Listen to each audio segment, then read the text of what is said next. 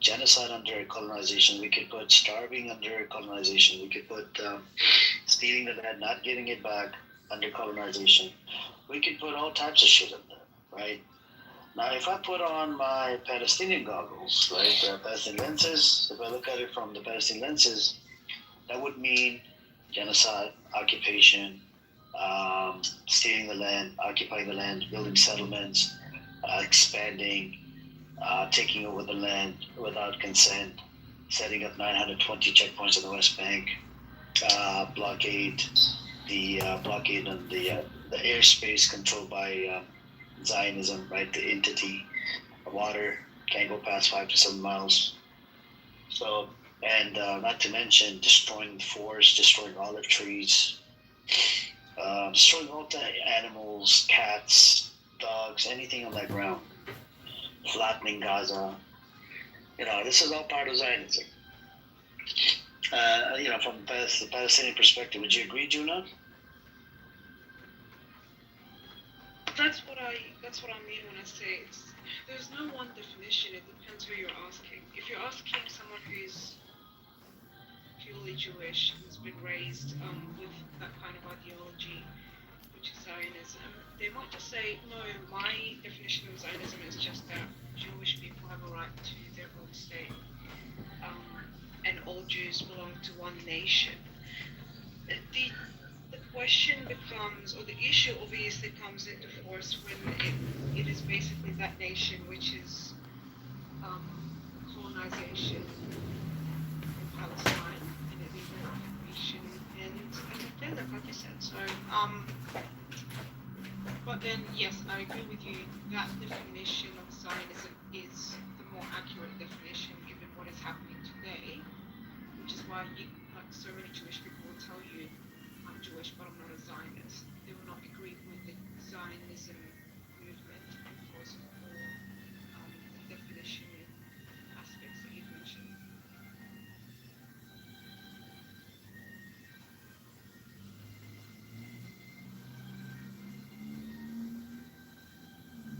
Oh, that's true. From person to person, the definition will change, right? Venkat, yes, some of the Arab leaders are discussing as well. The UAE definitely, has diplomatic relations with Israel. It's literally responsible for the genocide that's going in Sudan. Indian government, the amount of oppression, the suppression on minorities in India, including from the Hindu side, like the people that are from the that are called Dalit, untouchables. I don't think you should glorify Modi. So I'm saying Modi has brought a lot of racism, hatred towards minorities in India. Respectfully, right? I would suggest you look into a bunch of riots and what's happening, the Gujarat riots and whatnot. You should look into that. It's very disturbing when we talk about all of this shit, because I can probably pull up a whole list of shit that Modi is responsible for.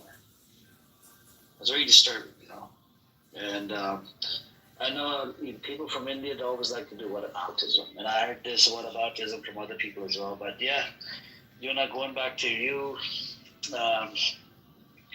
Now, if this Zionism was established in other countries where they actually bought the land with consent, right? I think that would have been okay. Like they were going to go to Uganda, Mozambique, Argentina, right? If they would have done that with consent, then and then they purchased the property, then the Zionism would have been okay over there on that property, not in Palestine. Building a state would be okay, but that's that was the whole thing, that they were trying to find a way how do we convince Jewish people to come to a land, and the best way to convince them is because of the Jerusalem, because of the wall. They're like, we can attract the secular Jews, we can attract the religious ones, we can attract the non-religious ones, and bring them into this land. And that's how they were able to convince the Jews to come into this land. So yeah, and this is what they're selling to the whole world. This disgusting. They're selling this narrative to the evangelical Christian churches as well. That it's just a homeland for the Jews. It's a safe zone for the Jews. How is it safe? It's always under fucking attack. It's six countries, or seven fronts, starting a war with seven fronts: Iran, West Bank, Gaza, Lebanon, Yemen, Syria, and even Qatar, right? And God knows what else is coming down the road. And they're waiting for to attack Iran.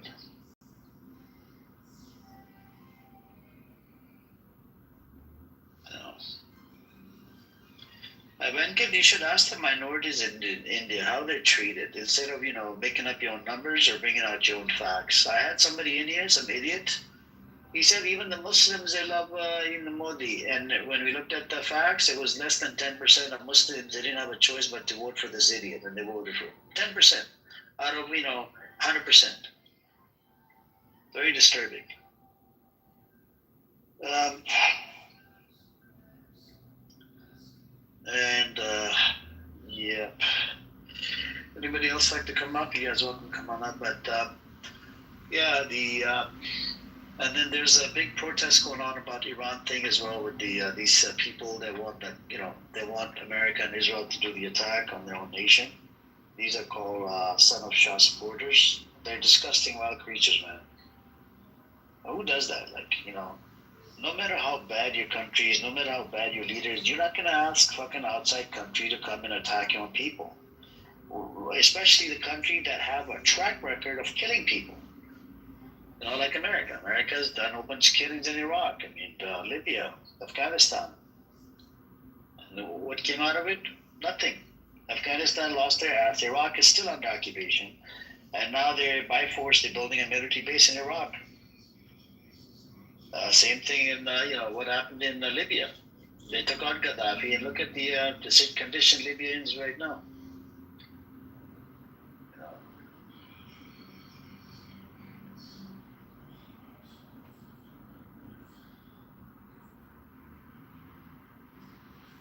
And this new feature is kind of cool.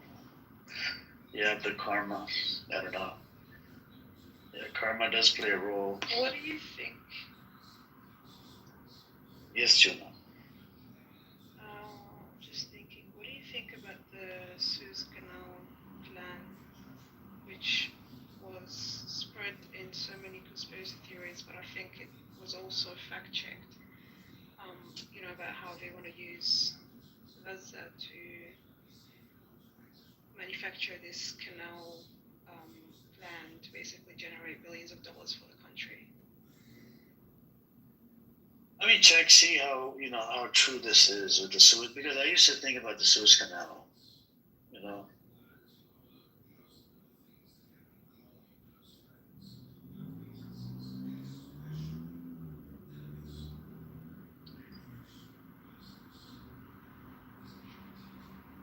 You mean Ben Gurion Canal, right? Ben Gurion Canal. Yeah. Yeah. Gaza link and controversy. Speculation ties it to Gaza war. Clearing the strip could enable construction. Per analysis, linking Netanyahu's 2023 announcement to Hamas attacking timing. No construction started. It's speculative amid reconstruction talks. Critiques say it says Suez rival to boost Israel-India trade, countering Egypt and China. So, to be honest with you, anything's possible, right? If the Suez Canal, hey, what's up, Joe? What's up, Fun? Welcome, guys. Joe, by the way, meet Juna. She's a Palestinian. Juna, please meet Joe. He's a Palestinian as well. And his brother is Christian. And Juna is Muslim. Right, Juna? You Muslim? Yes, that's what I'm with. Hijab. Nice to meet you. MashaAllah, MashaAllah. No, but don't the Christians wear hijab as well? In the Middle East? Sure, if you're a nun or something. I don't know, honestly. Yeah. Anyways, so yep. That's what it is. I just find it interesting because it goes back to the whole ideology of Zionism, but we all know that's not what Israel really cares about. So many people criticize the fact that Zionism comes as, just that as they're for Jewish people and nobody else. There's already that kind of discrimination, religious discrimination in place. Put aside the fact that they've obviously put that kind of cultural and national distinction from Palestinians. But it's just very interesting to see how, especially, there's been so much emphasis from Israel on Gaza and how much they're fighting it, and they've been fighting it for decades. And that kind of proposal was made from 1970s. I mean, there's definitely some sort of link there. It's not just coincidental. That's just my opinion, anyways.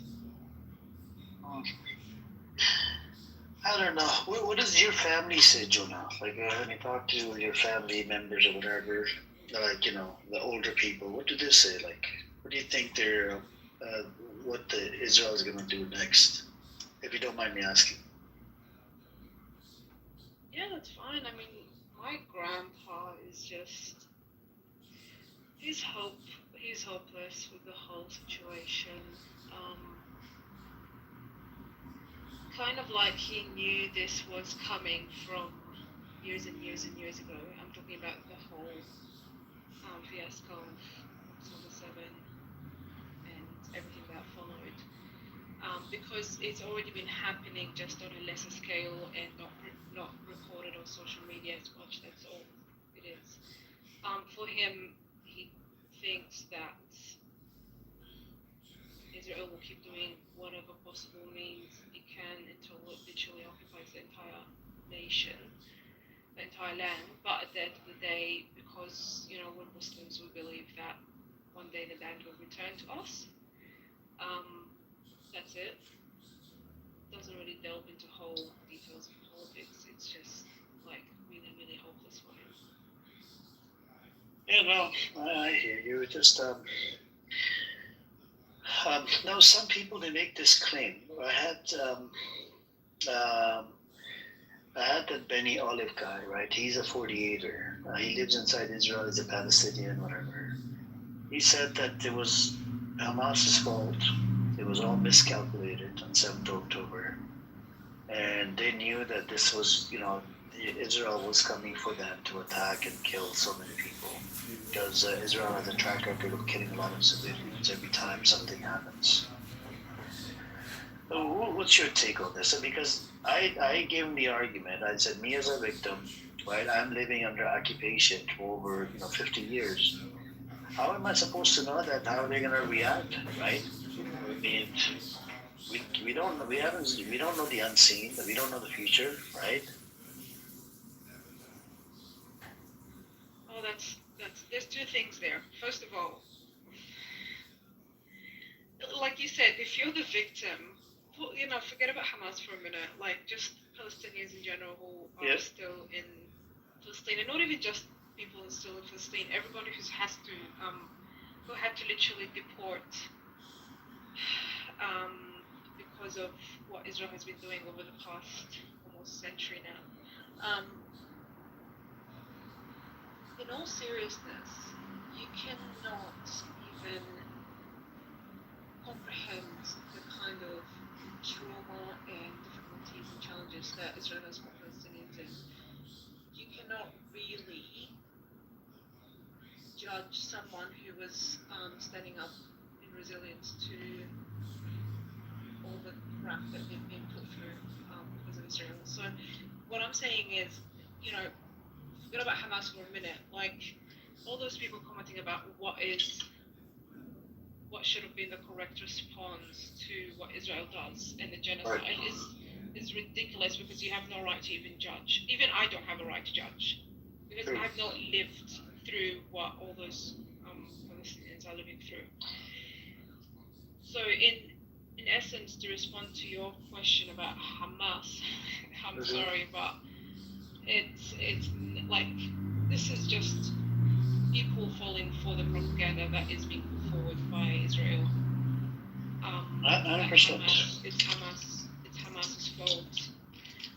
whether Hamas did mistakes or not, I genuinely do not give a shit because Israel is doing 3,000 times worse than what Hamas is doing.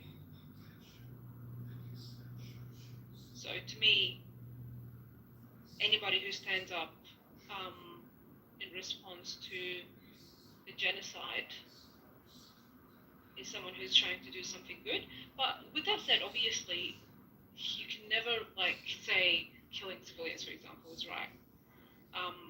But I have my own theories about what happened on October 7, and I think we discussed it last time, which is that this is something that was planned by Israel through some sort of agreement with one of the gangs who were involved in the October 7 attack.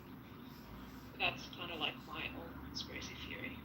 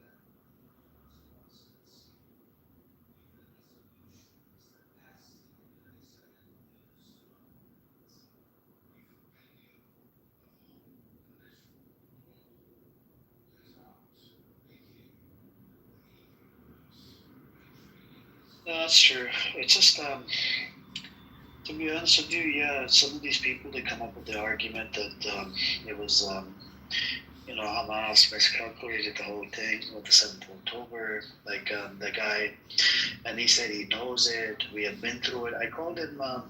He got heated, and he started cursing at me. I'm like, you're the one that's a fucking traitor that lives on the other side. I called him a whole bunch of names. He called me a whole bunch of names. And that guy. I even asked him, did you serve in the IDF? Because there's a report, there's about 5,000 to 6,000 Palestinians on the other side. They have served in the IDF. There's a recent, this girl, I don't know if you heard about her. She's Muslim. And guess what? They glorified the shit out of it on the newspaper. Oh, it's a Muslim commander, IDF, blah, blah, blah. And as far as I know, the scholarly opinion is if you do serve in the IDF, it could take you out of Islam because, IDF is the one that's the occupying forces on your Muslim brothers and sisters and kids. I agree. And I mean, look, it's not like, honestly, it doesn't matter what this girl's religious beliefs are and whether she is a Muslim or not because she served in the IDF. Who gives a shit? Can we put religion on the side for a second and focus on the fact that all these IDF soldiers are doing all these terrible things and look at what Israel is doing rather than, look at those, small number of Muslims doing X, Y, Z. They will always make it about religion. They will always make it about religion when it's not. No, I agree with you. That was their talking point. Some guy came in here, it was their talking point. About this idiot that comes in here, his name is Ruben Chick. That was his talking point. Oh, Muslim girls serving in the idea, blah, blah, blah, They like to gaslight people. And I agree with you. If you look at the big picture, what these people are doing, they're just demonic pieces of shit.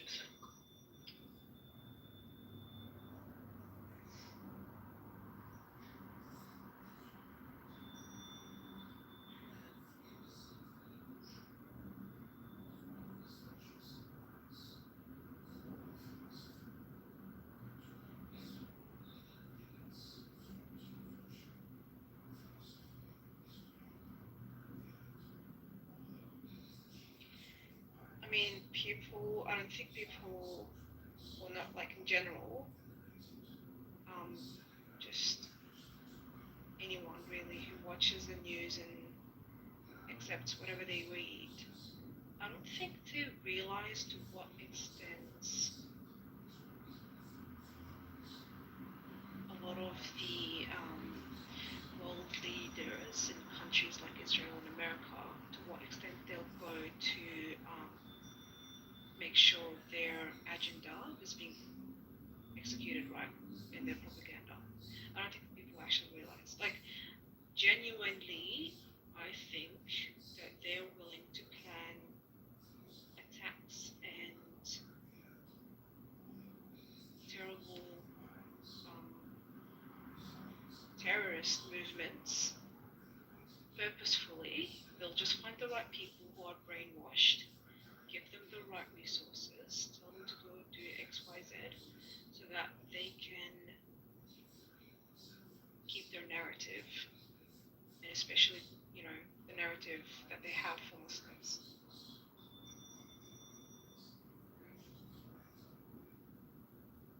When we had our, I'm not sure if surely you would have seen this on the news a while back, the Bondi Beach attack here in Australia. And the guy was a Pakistani Muslim who did the attack with his dad, apparently. First of all, obviously, very terrible thing to have happened, and any decent person felt sorry for the victims and the families of the people who have lost their lives. But then later on, it came out on social media that this guy had some links to the IDF, potentially having had served in the IDF, and so many conspiracy theories about maybe the fact that he was hired to do this. I mean, I don't know, but I wouldn't be surprised.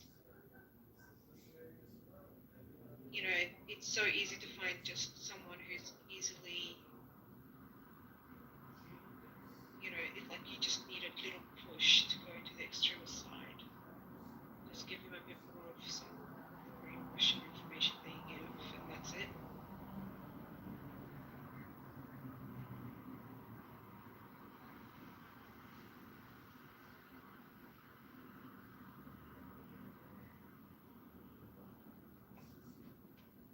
I agree with you. Even around this whole thing, Australia Bondi Beach attack, um, there was a lot of misinformation. Like I could not tell because at one point they're reporting this one guy. He was in his 30s, right? He was from Pakistan, whatever, from Islamabad, and turned out the guy makes a video on Twitter. He goes, "Leave me alone. I have nothing to do with this. Why are you bothering me? Whatever." Right? And then then they come out. Oh, it's the other guy that's in his 20s, early 20s, and his father, right? And they're at the hospital, and suddenly, all of a sudden, we hear the news. Oh, they got arrested. Oh, this guy was from India, not from Pakistan, from India. And I was in a shock. I'm like, what a fucking, these people don't even know how to investigate properly. The Australian cops. I'm like, is this how you investigate? Plus, Mossad wanted to help them or whatever, and they started siding with Mossad. If you Google it, right, you come across hey, what's up, Ace? If you Google it, you come across the article that talks about how Mossad it was helping Australian police, intelligence agency, whatever. And I'm like, why do you even need Mossad in there? You can't handle the fucking investigation. It's a simple investigation. And I was in a shock. I'm like, these people are fucking selfish, careless, and they just want the Zionist entity to help them. Literally, Mossad has a track record of fucking infiltrating, lying, doing a whole bunch of stupid shit. And all the countries are aware of it. CIA director made a video, said that we don't even allow these people into our buildings anymore because these people always freaking putting spying devices or whatever in our in our gifts or whatever, or they want to plant something in our building. This is why we don't even allow them into our building. And the Mossad. But even if you look into like the historical records, go with Boris Johnson. You know the guy, the former Israeli, former United Kingdom Prime Minister. He said, one day I allowed Netanyahu to use his personal toilet when he came out. Boris Johnson's security team went inside his toilet and they found a whole bunch of bugging devices in the toilet, right? And then you had America, the disgusting these Israelis, terrorists, they planted a whole bunch of spying devices near the White House. You see what I'm saying? So during this, I don't know if you know Miron from Italy. She came to Lebanon. She was condemning the attacks on Lebanon or whatever. Guess what? Mossad went to freaking Italy to spy on her, and they arrested like 2 or 4 Mossad officers over there as well in Italy. Like these people are freaking, I don't know what to tell you, man. They're just demonic pieces of shit, and even in Iran. So why would you get help from this disgusting entity called Mossad? It's your own country. Deal with it. It's your own problem. This careless, this stupid. I don't know, man. No offense to you, but Australian officials, after this, how the Bondi Beach investigation was handled, is just fucking stupid as fuck. I can't believe it, man. They're disgrace. Fucking, the misinformation came out in relation to Bondi Beach. It was very crazy.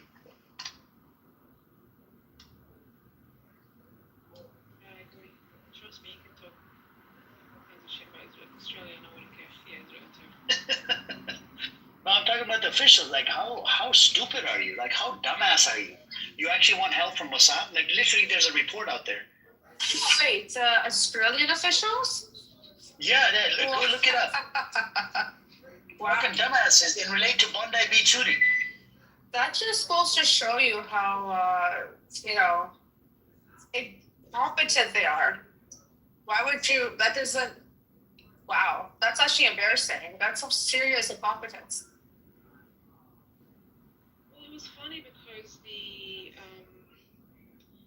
so many people were coming out saying, we warned you, like, I'm just reading comments on social media because Australia recognized Palestine as a state, and, they're saying that Israel planned this somehow to get back at Australia.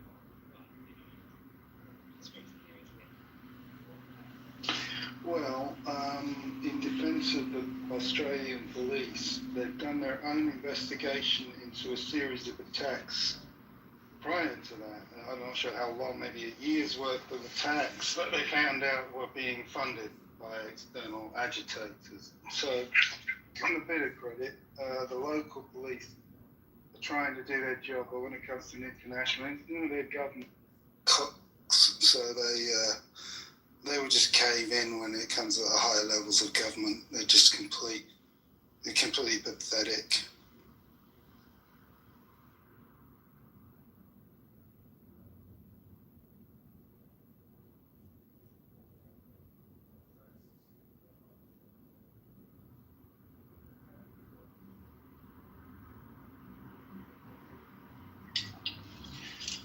Hey, everybody here. What's up, Benny Boy and Jim Dip and everybody? What's up with you guys? Here's Give what's us up. some. Yes, Shit, go. How the hell does Benny Goy have karma? Okay, does anyone understand this? Top 1%. Fuck, man. This is bullshit. I was hoping I would be better than him, but just gonna go back to crying. Emrose, let's see, what does Emrose have? Wait, what do you mean by I have karma? Chaye, you're one of the better ones on here, apparently. A new feature has been According to who? According to the Clubhouse gods. According You to see in your profile, how they talk. you don't need help with your ego, so, but unfortunately, I don't see what you're talking about. go update your app. Oh, okay. Oh, you're saying like the number one thing? Yeah, خلي اجرك على الأرض. Just keep your Oh, feet okay. Yeah. I didn't understand what that was about, man. up. Basically, you're clout chasing, You're not as good as Amir. Amir is an order of magnitude better than you. He's in the top 0.1%. You're in the top 1%, so he's 10 times more popular than you are. Let's look at Ace. Baruch Hashem. You're, Where can I cash my karma? Chayyim. You can catch it in the Kene that's selling Lebanese lira, the same place. It's worth about the same. Ah.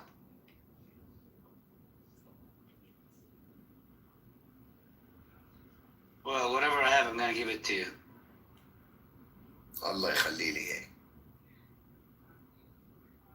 Let's see Igal. What does Igal have? 10%. Not bad, Igal.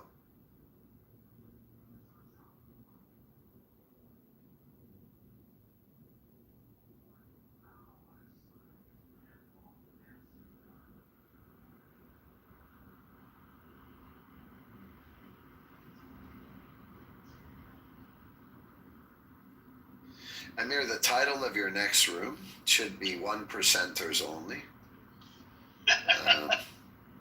You should only allow people with 1% and above karma on stage, and the rest of us would be in the audience. That's all right. I don't really care. But down the road, I think they should have this monetization feature, because there's a lot of people on this app. They usually have like Cash App, and they're begging for money. Then once they have that feature where people can pay them for the content, because some of the people open up rooms just for the drama. Yes. You got 100 people in there, 200 people in there, right? So then they won't be begging it anymore, and people can just give them money, and Clubhouse will make money as well, 20-40% per transaction. Bro, even Fawad Jolani is in the top 20%. Is he? Yeah. I wonder what Shuki's coming. We're not speaking. I wonder what Shuki is. By the way, Velvet's competing with you. She's a 0.2%. Oh. Yeah, Velvet is at 0.2. I think I got What's karma better? from my room this morning. I don't even know what you guys have been talking about this whole time. What is that? You see the little thing, the little gold necklace or something? Like the medallion. Yeah, you need to update The it. lid? No, I think maybe I Yeah.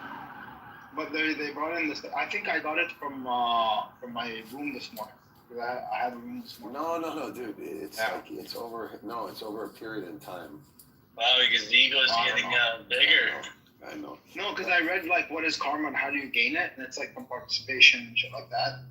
And I don't know, maybe. Basically, people like you for some reason. I don't know why, but they do. Matan called me today. He said that I'm an honorary Jew. Yeah, I'm telling you, I find it hard to believe, but objectively, you're liked. So I know. Who would have guessed? Being an honest guy. Definitely not me. Being an honest guy, people don't. They're not like the. I don't know. Anyway, you guys, I'm gonna call you all cloud chasers. You, Amir, Velvet, even Fawad. I'm actually thinking of changing my name. Yeah, 1%er. I'm gonna change it to Beni Goy Kodesh. What the hell? Goy Kodesh means the holy nation. That's what Why don't Jews you call themselves. why don't you call yourself Arash like Samson did? The Iranians will be happy. I don't care about Iranians. I want to please my Jewish overlords. Look, me and Haz. Call yourself. Oh my God, Might as Jindib's well. a 2%er. Jesus. Even Jindib has me beat.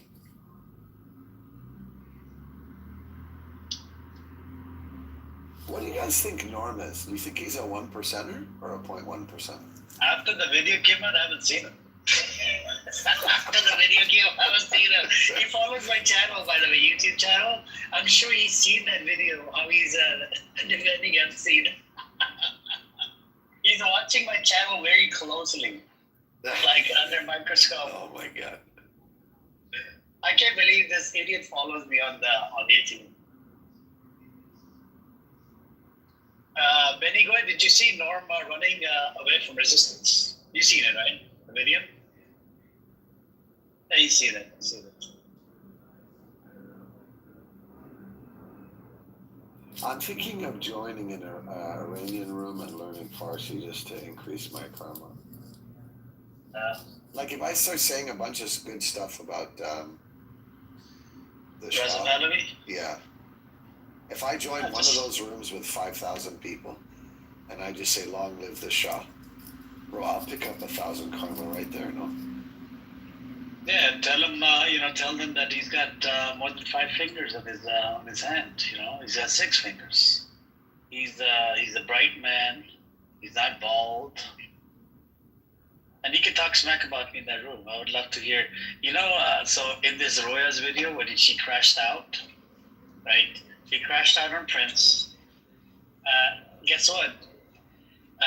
That idiot, one idiot, his name is Casey or whatever. He goes, yeah, Amir's worse than this guy, Prince or whatever. Or Amir's, can't believe Amir lives in America or whatever, right? Bibi comes on the mic, yeah, Amir's worse, very worse than Prince. Toronto Bibi? Yeah, watch the Roya video. Did you see the Roya video? It's about 4 minutes long. No. Where do I go? How do I go? He crashed out. It's in the chat. If you scroll up. Okay. Yeah, if you scroll up, look for Roya, the Persian chick. I was defending her when you guys were kind of saying she was crazy. I was like, no, not the Roya I know. Yeah, just watch, and you realize. She's literally crazy. I joined a room where she wouldn't let me speak for like 7 seconds, and she kicked me out. And you were defending her. Well, I was me. I'm like 90% chill, right? Sometimes I'm not. I was so chill. But you realize that you fucked up. You shouldn't be defending certain people, right? Yeah, I fucked up with Roya for sure. Yeah, and Caleb, right? I had to prove it to him. No, I'm not. No. He wants to stay in like 3 generations. That means about 50 years, 60 years. Bro, don't try and get between me and Caleb. You know it, and I showed it. I showed you his true colors. His true colors came out right. He had that moment where he made a mistake, or at least I don't agree with him. He didn't make a mistake. He believed in that shit. He told me this himself when you were not here. This is a mistake. Later, 2 years from now, he'll realize it's wrong. Maybe. No, he hasn't realized. He's still saying. This was not too long ago, Sheikh. Come on. Stop defending us like this. Okay. You know it. I know it. I like to troll it. That's about it. You're so proud of yourself. No, look, my job, because you were really, I shouldn't be saying this, no offense to you, you were booty clapping for Caleb for a while. I still do booty clap for Caleb. And then I exposed his position in front of you, you're like, what? What the hell? Yeah, I was like, what the fuck's going on, Caleb? What are you doing, bro? When he started saying decades, I was like, you broke my heart, Caleb. I said decades, but he goes, no, 2 generations. 2 generations, yeah, he made it worse. Okay, let me go listen to this breaking news on Roya. I'll be right back. I'm really liking the graphics and the audio. The introduction. It's the best part. It really isn't very engaging. I'll be back. Hey, real quick, shake, before you leave. Yeah, what's up? Did you catch that fucking ass chewing El No Man or whatever? He's basically getting dicked down right now by like a group of 30 people. They're all calling him fucking Hitler, fucking KKK, fucking. Oh really? Why? Fuck, dude. That poor guy is basically getting skull fucked by like 30 people. Oh no. Which room? What was it? Let me see. Chillism, Epstein high profile. Pepe's in there, freaking. I'll have to check. Yeah. I don't know why he keeps going when he should be on an Epstein hiatus. He should take an Epstein break. He needs to distance himself from his Epstein position, man. That is not. Dude, he's calling people no Jews. Like, dude, he said, "You're not Jew. You're not Jewish. You're not this." And the dude's like, "I'm not even claiming to be." He's like, "Yeah, because you'll never be a Jew." and like he's pretty much just getting skull fucked right now. I mean, I hope he has OnlyFans as much as he's getting fucked right now. Oh, Jesus. All right, I'm gonna go listen to this video and report back on the breaking news, Amir. I'll let you know. What was some breaking news? Roya Edward, it's a new link in the chat if you guys want to listen to it. You know Roya? She's Yeah, no, I listened to it before I left. Persian Zionist Jew. She crashed out on Prince. That was entertaining, you know. Yeah. Started shouting. Ace, did you watch it? It's about 4 minutes long. I added something, you know, the introduction to it, you know, the disclaimer, the little breaking news thing, the 5-10 second introduction.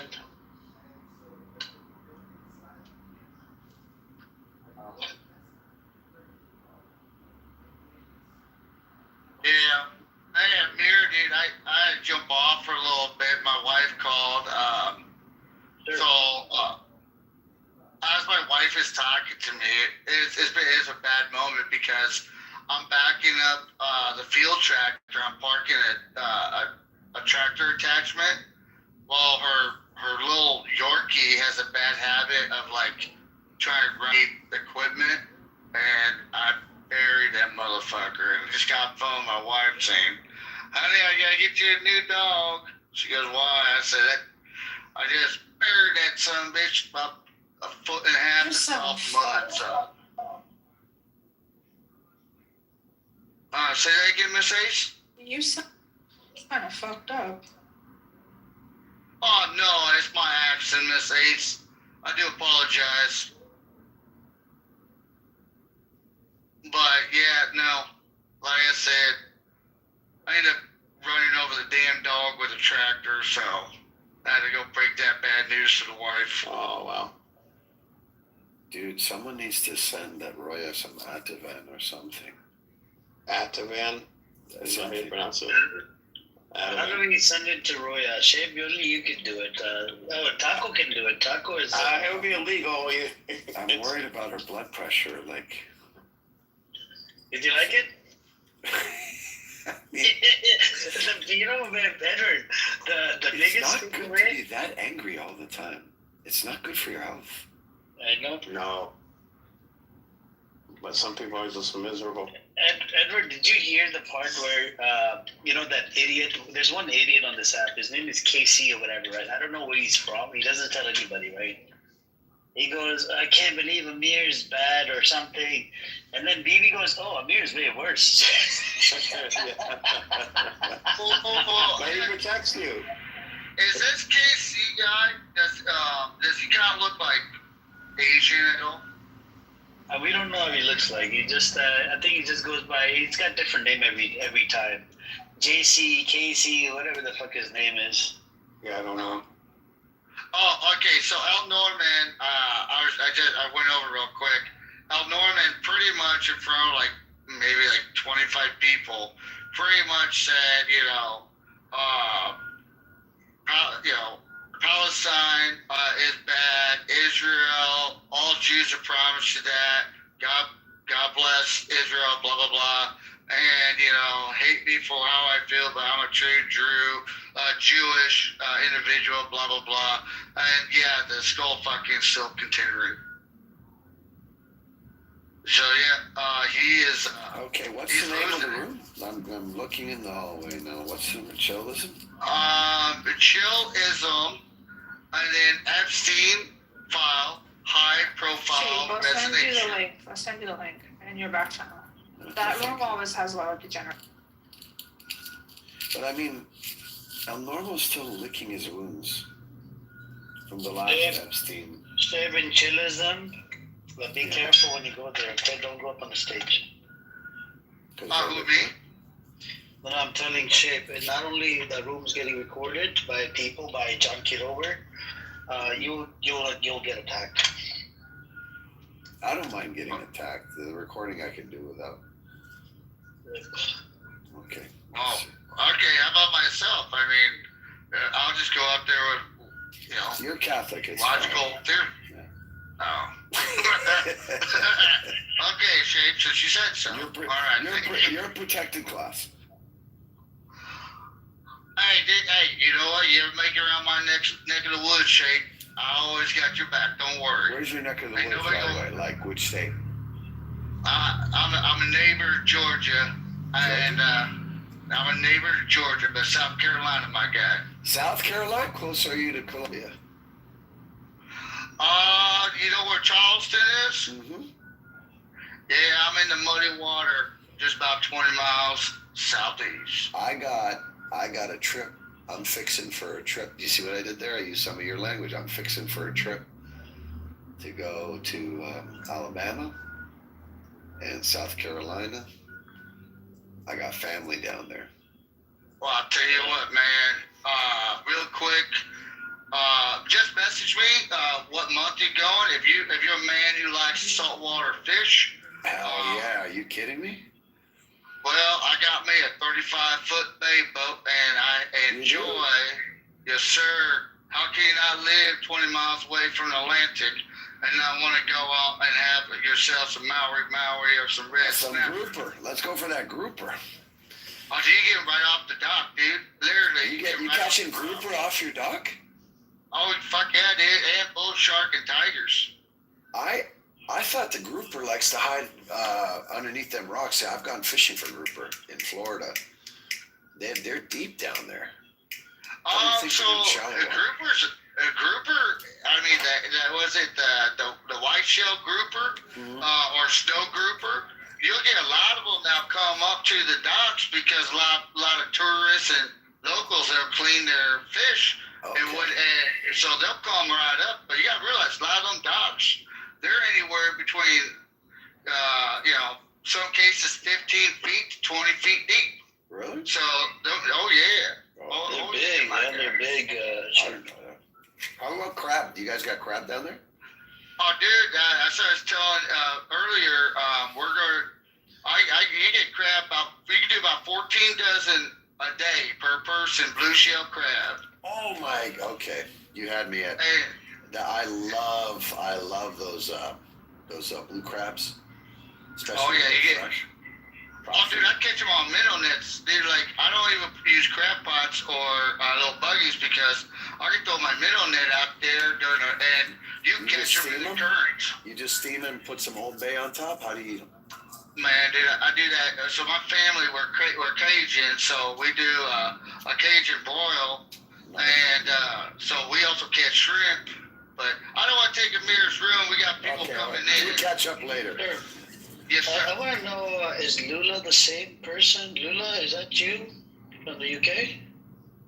Hello, lovely Amir. How are you? Oh, that is you. Okay. Yeah, sorry. We're back in Clubhouse Witness Protection. Everyone check her karma She's a quick. 1%er. She's a 1%. Oh my god. Your karma is top 1%. Oh my god. Amir, would you doubt it? Would you doubt it? Am I ever rude to anyone? Everyone's mean to me. Not in here. Look at Faya. Faya's a 1%er. Oh my god. And Edward. I mean, Edward's an Yeah, accidental 1%. one. Edward's a half a percent. Edward's a half a percent. I'm telling people that Amir is 0.1%. He's the highest you can get, and people aren't liking it. Apparently, if you run rooms every day, yeah, that's how you could. That could be. No, the way you know, I guess, below your profile where it says how much your karma is, below that, if you go down, it tells you what it means, like, or how to get it. What's good karma? What's bad karma? I can't see anything on my actual profile other than the middle. So I've got nothing that tells me anything about You can't see the karma. numbers, Lula? Like when you No. go to your profile? No. You have to update, probably. Maybe. And it On depends mine on it where says, you are. It might not have come into the UK yet. Yeah. But I'm happy In to. mine it says 3,819 karma. Lula, it's working in the UK. Just update your Maya, what's your number? 1%. No, if you click on your profile, what's the number? There's a number on there. Okay, let me see. Yeah, don't mess with Tara. She's a 2051. 2051? Oh my god, you're not that far. Okay. She should be higher. Amir, she should be higher than you. Hey, when you see this, Yeah, like, give me likes. Give me likes and love and the hearts. So it's likes, I don't know, to be honest. It's also what you say. Oh, okay. Yep. What do you mean? What you So Read it. people like Read agreed it. with what I said? Oh, thank you, Tufan. Read it. So we're It's gonna in start there. tagging See. people? Like, what's it called, that one? Last TikTok? year, if you read the terms and conditions, or at the beginning of this year, it clearly said everything that we are saying gets transcribed by AI and categorized. Oh, really? Yeah. I think you're the only person who read the T's Oh, here we go. terms and conditions. Here we go. What increases my karma? Spending time listening in Amir's room. Oh no, a room. By the way, I have 2070, so I'm like a little bit higher. Get out of here. What the fuck? This shit doesn't work then, because if Exactly. Benny Adam has good karma, the fuck is this? I have Speaking great meaning- karma. Exactly. I'm a very well-liked person. Like, Okay, can you imagine Palestinians and Jews both like Okay, we're gonna use this criteria. There both must be. anti-Semitic and anti-Zionist and pro-Zionist Jews. Listen, like, Benny Fauda. Semites as well as Benny Fauda, listen up. Listen up. Hitlerites Shake as well. See, this is why he's getting it. Because in it says if you talk, you in the room, you get your karma Then raised. your So karma he should be talks a lot. very Guys, high, Edward. What's going I on? want you to close your It's eyes. 0.5, huh?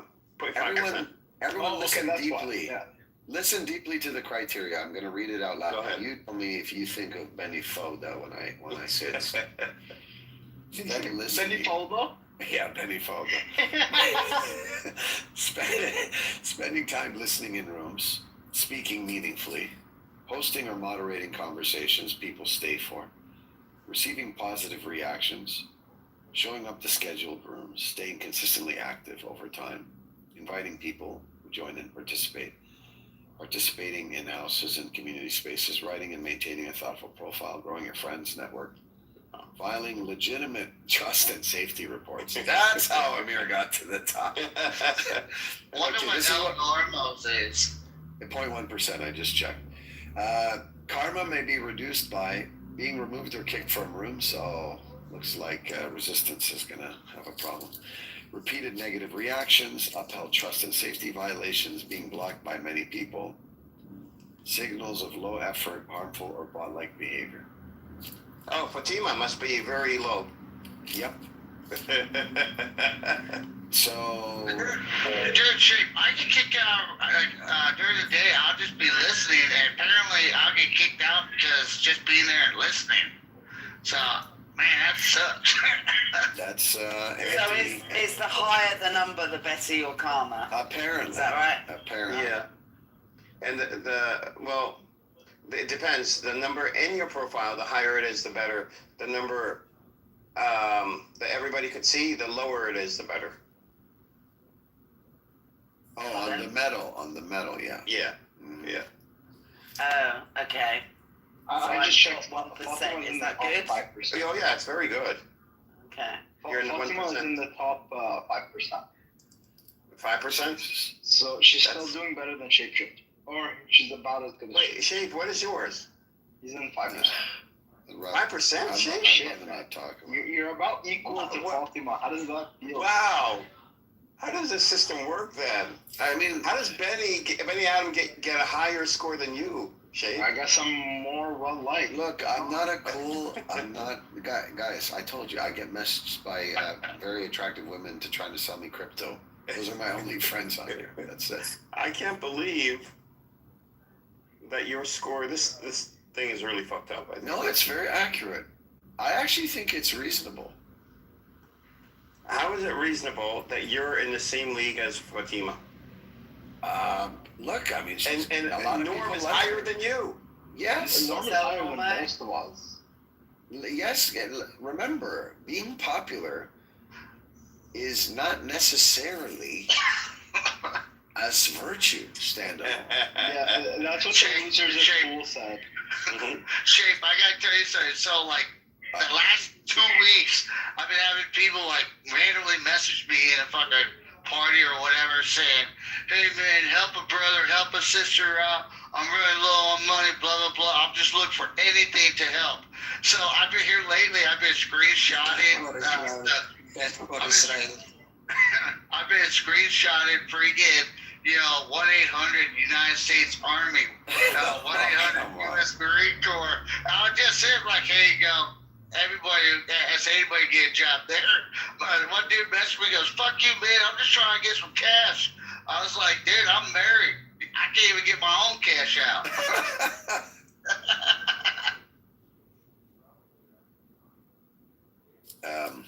I was gonna snap back with a comeback to that's what all the many Adam attacked my popularity. Look, whenever I'm just sad about my popularity, I just look at my bank account, then I'm okay. Fuck, he wasn't here to hear it. Where is he?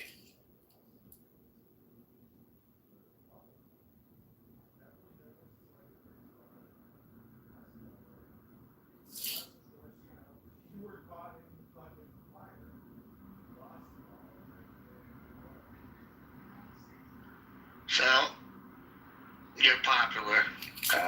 Popularity does not buy you happiness, my friend.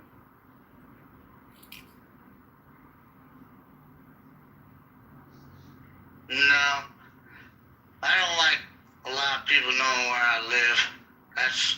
I couldn't deal with that. Mm-mm. This is what we need. We need a family that loves us. We need enough money to have freedom. And we need Amir to host rooms that we can just hang out in for endless hours. The rest is not a big deal. They got their own military police. I like Amir's room because there's good dialogue, but the other rooms just sound pretty fucking ghetto. Part of my language. I mean, really ghetto. Like, the other one, there's some dude yelling with two women because he got two women pregnant at the same time, I guess.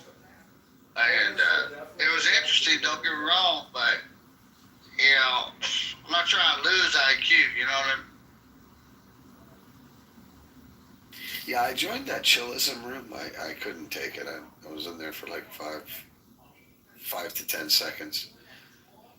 But El Normo, Amir, are you going to be competing with El Normo on Karma? I think he might have as much as you. 1%, yeah.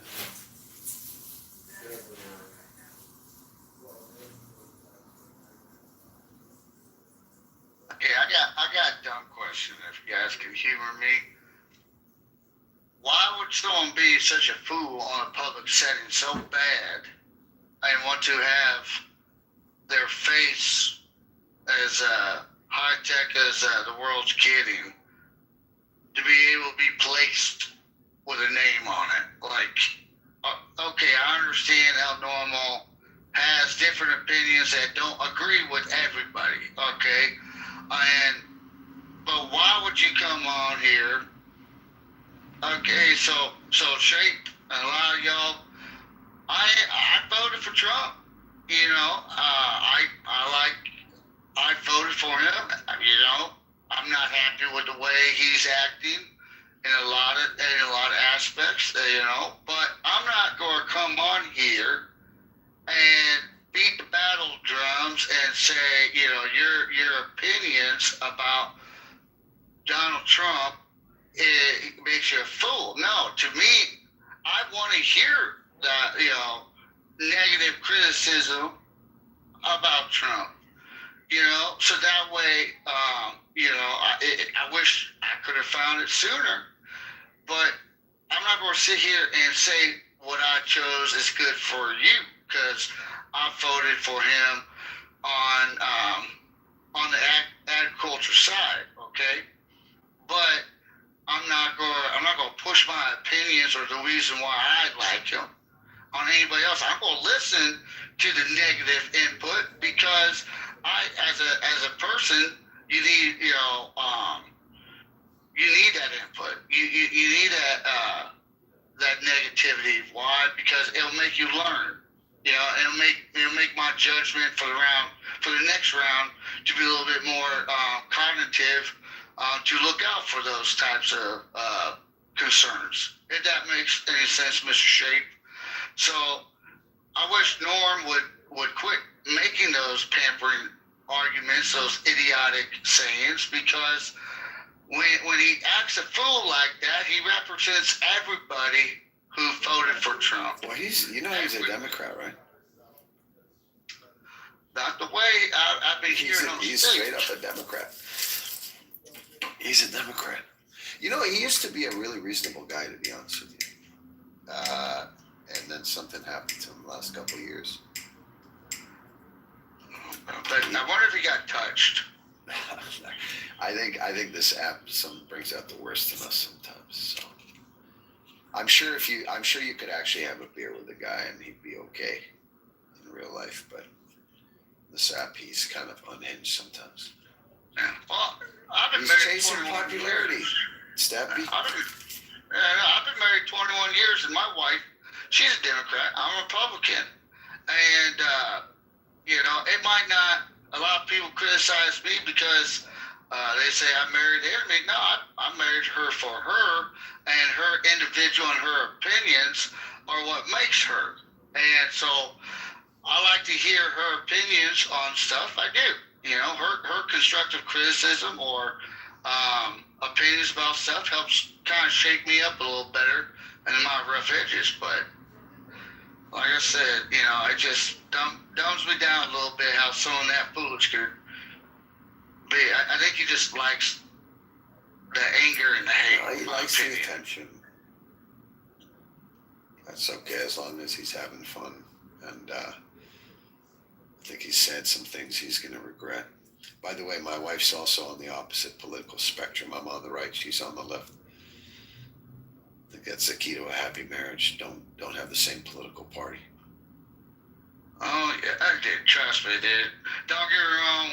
When Orange Man makes a bad make, I hear. I'll tell you what. I'm the first one. You're on the couch. Are you on the couch? I've been on the couch a couple times. But it gets a little spicy sometimes. Well, you got that boat. You can go out on it and clear your head. Come back when she's calm. Yeah, I married a Latina woman, so I married, perks about Latina, freaking, they're gorgeous when they're mad, but kind of makes you sleep with one eye. I married a Viking. I know what you're talking about.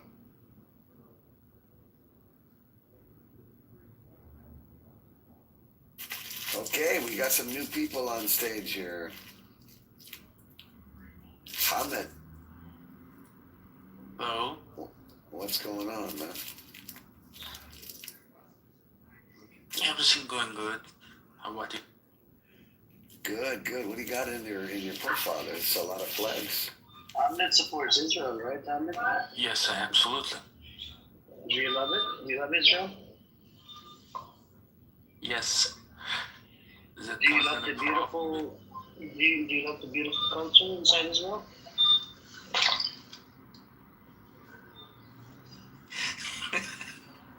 Do you love it?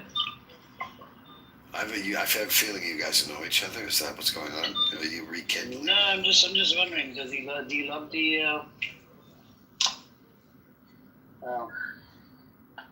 And you love Sipa, yeah? Hamid, are you from Iran? Where are you from? What are you going on there? He's Iranian, of course. He's a Pahlavi supporter. No, The morons. no, it's not true. Yes. It's not true. Yeah, okay, fine. You're, what's it called? Hamid, TV supporter. can you ping in like 17,000 of your friends so we can have a big room? Because the Pahlavi supporters, you guys come in like bunches of hundreds and 200s. Because no one wants them. Buy one, get 10 free. Can you bring them in? Because were you in that room with 5,350 people from Iran? Hamid? No, 5,500 morons, not people. Fire, you're spicy today. You're on fire. I want to ask one question. Hamid, I got a question for you. With 5,000 people, that is enough military personnel to hold a base. So 5,000 Iranians are capable of a military footprint. So why not, Yeah, let's not tell Why not? them that. Don't worry, they're a bunch of chunies. They're too scared to go and fight. Fire, All this they is can not do- like you. What's going on? I know. I'm so We're, sorry. we're but corrupting you. I know. I'm friends with Amir. Her thing is 1%, so she can afford it. Yeah, she's got. Sorry, Miss Dictator Mayor. supporter.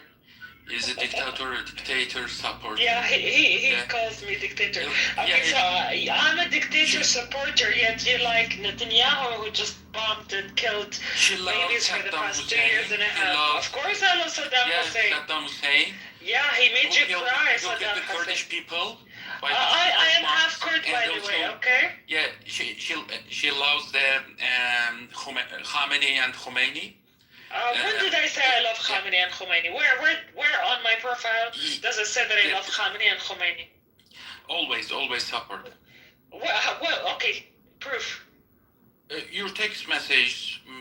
What text Yes, message? What? I yesterday. never mentioned. Yeah. What did I say? I said long live You always Iran. support. Iran. You always support Islamic Republic. When did I support Islamic Republic? Always in your text. You're a moron. How can I support Saddam Hussein and support Islamic Republic?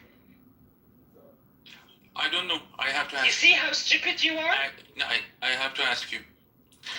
Because you love No, all the you're the one who's dictators. saying that. Because You're you the one who's love saying that. all the dictators. Oh, okay, and Yeah. you don't? You love genociders. Hamid, you don't like Bibi Netanyahu, do you? He does. No, Hamid, it's not true. Yeah, he kisses his feet. Hamid, God. what do you say? Oh, what? No, it's another story. You have to talk about them. Do you like Bibi Feel free to talk Netanyahu? about him. It's not a solid question. Well, tell us the real reason. Tell us the reason why. Tell us why you enjoy Yahoo's ruling. Tell us. So Learn imagine something, Hafiz. I'm Jewish. Okay, learn me something. I Tell me do what. You're Jewish and your name is Hamid? Oh my god. You're the most stupid person I've ever seen on Clubhouse. I swear to God. I'm telling, imagine Yeah, imagine. Hamid, Okay, Hamid, speak to me. Ahmed, I heard that you're not a Jew. You're just acting like a Jew. Is that true? He's a Maimun. He's acting like a Maimun. You and Roya, you guys both act like Jews, but you're not Jews. You can't even read Hebrew. Can you read Hebrew? what you said, sorry. Can you read Hebrew? No. His name is Hamid, for God's sake. Yeah, no, he said he's Jewish, so I don't think... Arabic name. Yeah, but I don't think This you're name Jewish. Yeah, it comes from the name of the Prophet Muhammad. Yeah. You can't be Jewish. You don't have any information. You don't have any information, Habibi. It's one of the name of the I'm not God. Habibi, sorry. So I'm asking you a question, Ahmed. If you claim to be Jewish, you're supposed to be able to read Hebrew. Are you able to read Hebrew? No. Oh, okay, so questions you are asking me Okay. every time myself, Ahmed, I can't read Hebrew because I'm not Jewish. Right? I'm It's Muslim. good too. Yeah, I'm Muslim. But the next question for you is: Would you have a dinner with a rapist and a baby killer? So Islamic Republic also baby kill.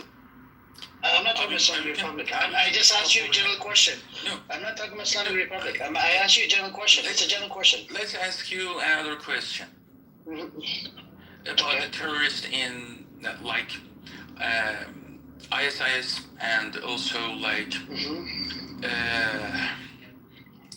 Yeah, I'm not talking about ISI. I'm not talking about Hezbollah. I'm not talking about Khomeini. I'm not talking about any of that. I'm asking you as a person. You live in America. You live in the West. Would you have? Would you? No, I'm not. I don't support Hezbollah. So would you sit down? How come? I don't support it. Would you sit down You are Would you- supporting Palestine, but you don't support Hezbollah? No, I don't support Hezbollah. So would you support? Would you sit down and have dinner, right, and enjoy your drink, whatever drink you know, whatever you drink, with a baby killer and a rapist? It's not true. No. Would you do that? It's a yes or no question. No. If it frees your people, if it frees Iran, would you do that? Would you sit down and would you have dinner with a pedophile, with a rapist, and with with a baby killer? I said no. Okay, so how the hell do you support Netanyahu despite he killed over 20,000 children, right? How the hell would you sit down and say with a straight face? How would you say this? It's impossible. Okay. How you can? Is it matter? Islamic Republic killed. I don't support Islamic Republic. I don't support Islamic Republic. Does it matter for you? So. I don't support Islamic Republic. Okay. So as an Iranian, you need to protest against it. I'm not Iranian. I'm not Iranian. I'm asking you. You're not Iranian. No, I'm not Iranian. Don't worry You know about it. Persian? Your name is Iranian name? I know not Persian. Iranian? Yeah, I'm not Iranian. Actually, my his question name to is you- Arabic. Not Iranian, not Persian. Okay, where are you from? It doesn't matter. Doesn't my question matter. to you. No, it's matter. You want to start It doesn't judging people based on where they're from? My question to you. So you're judging people based on their profile. Hamid, Oh. my question to you was, would you sit down? Yeah, he's the biggest I one. said no. And he's the biggest sharmuta that I came No, across. this is- And the biggest coonie and a fucking mother jinde. So my question to you, What does it mean? Hamid, What does it mean, Amir? I don't know. I just speak. What you I just speak. I just speak. know what it means, so I'm not gonna tell you. So here's the deal for you, right? Here's a question for you. If you're not gonna sit down with a rapist, baby killer, children killer, right? And you're against it. Hang on. Little. I can only deal with one retard at a time. Please, allow me to only handle one retard at a time. Please. One retard at a time. I can't deal with two retards. Okay, Ahmed, he's not insulting you. He's insulting No, I'm not insulting. I used beautiful words. No, I did not. You did. I called him a beautiful coon. It's not insulting. Amir, little is 1%, so be careful. Okay. I called him a beautiful coonie. What's wrong with that? Anyways, Hamid. Okay, forget that. I will answer your question if you don't mind. No, I want to talk to Hamid. So it's not on you. You came up, you rudely interrupted the conversation. I'll give you the mic. You are insulting people, and he didn't know that. Okay. I apologize for tolerating Hamid because he supports a baby killer regime called Israel. I apologize, to call you out, Hamid, for supporting baby killer regime called Israel.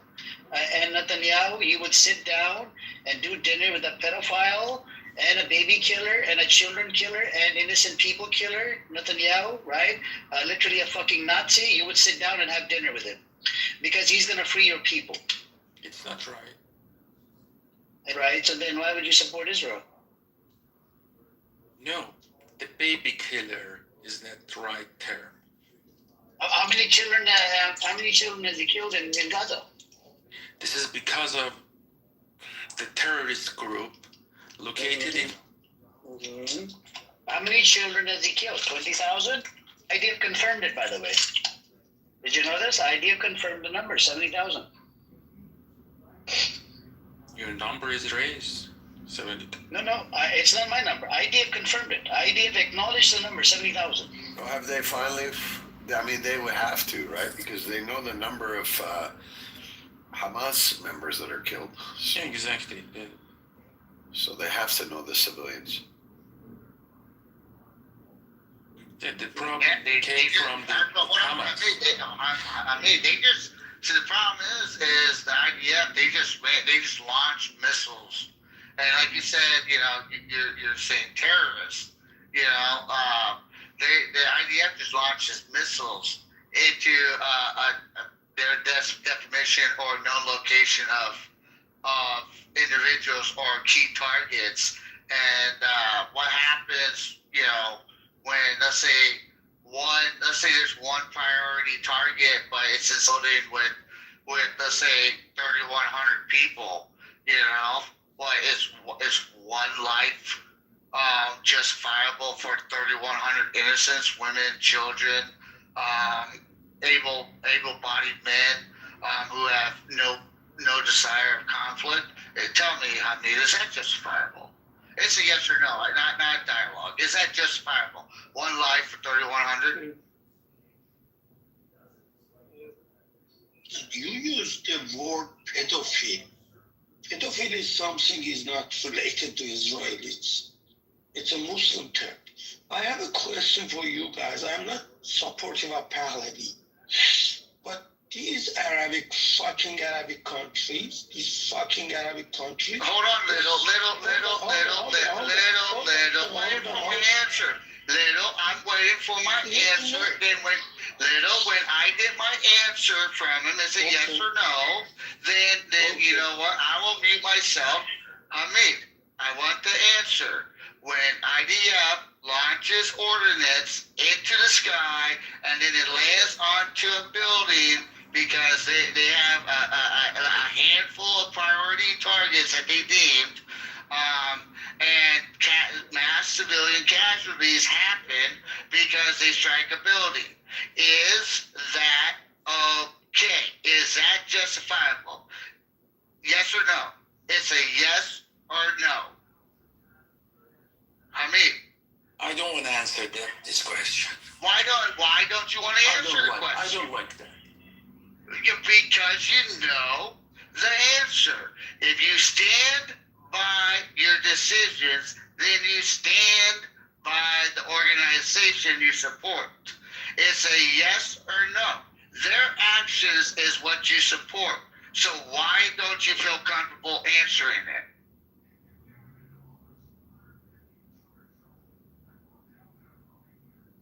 Come on. I'm just saying, you're a man that backs up your values. I don't like it. Let's hear the political dialogue. Let's hear He doesn't want to answer your question, but I'm not Pahlavi. I don't support Pahlavi. I'm looking for democracy for Iran. But I have a question for you guys. These fucking Arabic countries, all they are supporting Israel. Listen, give me a second. Egypt. If you say fucking Arabic countries one more time, I'm gonna put my leg in your mouth. It's okay. Listen. They are supporting Israel. Don't because it might turn him on, please. He's a disgusting animal. Give me a second. Egypt. Don't say such things. You're a Maymoon. You're a little boy. Your name is a little boy.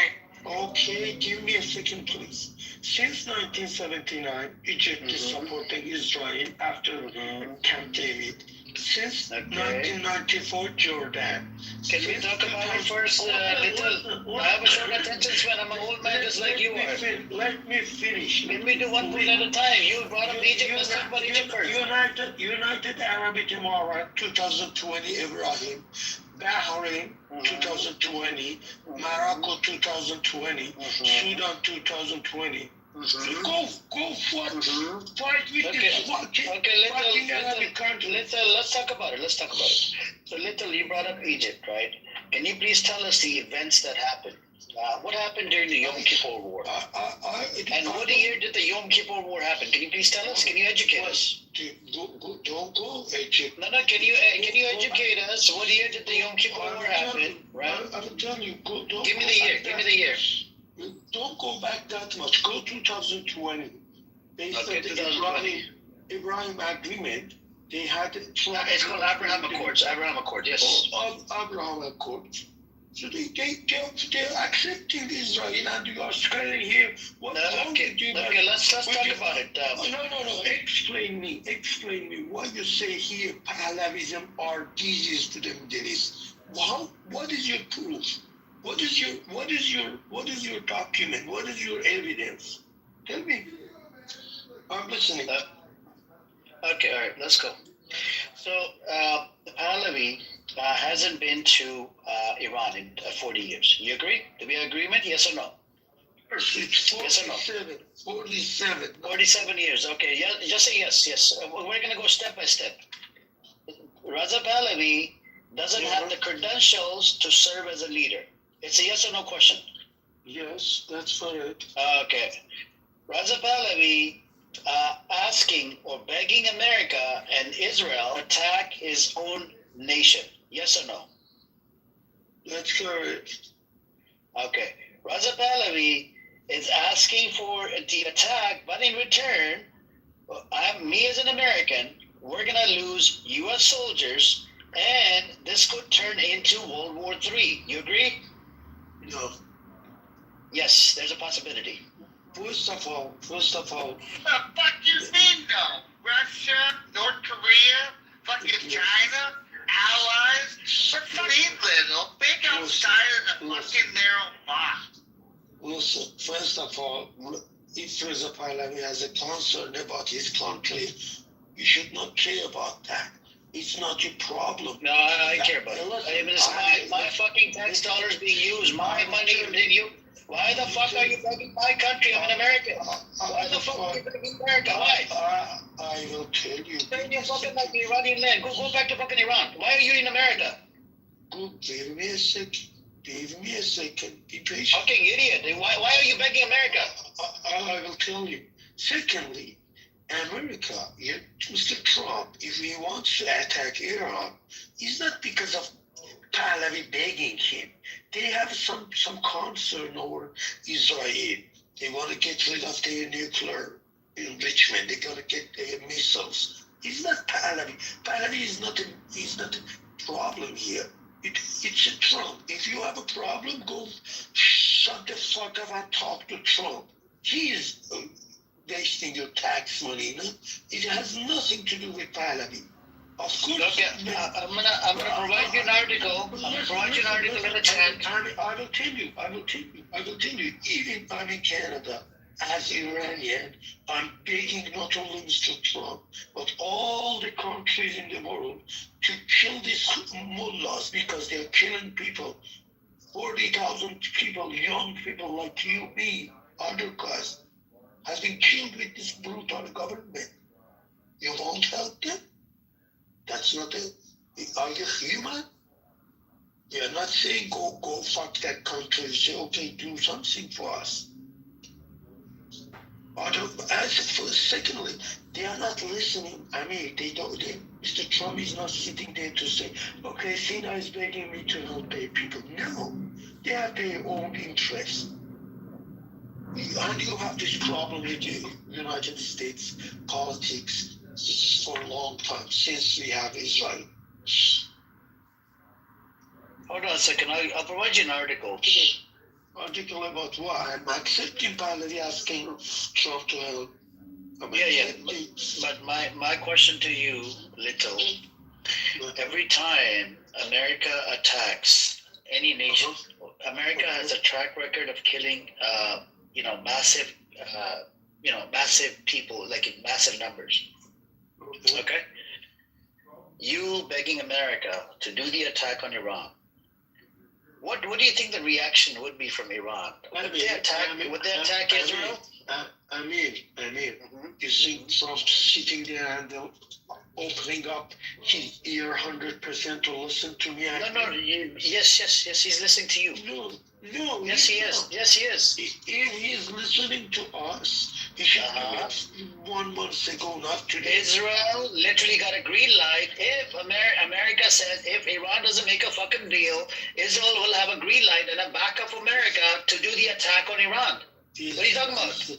This is the situation, Ray, and they are getting benefit of the situation.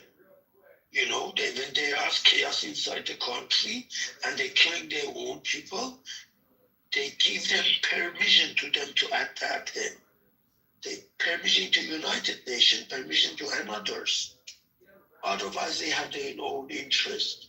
So you're against IRGC for killing 3,000 or 4,000 Iranians, traitors. 3,000. Yeah, okay, 5,000. That's a lie, not 30,000. 5,000, if you want to say, traitors. Okay, but you're okay with America coming to your country, robbing your country, stealing from your country, and killing more than 1 million person. That's okay with you? No. Listen, you That's your logic. That's your logic, little boy. Okay, fire. You said the first part 3,000, 5,000. Okay, we still have more than 7,000 names. It's okay. You just said 50,000. Listen, it's okay. You keep on changing the number. We know. Listen, we had a 12 days attack to Iran.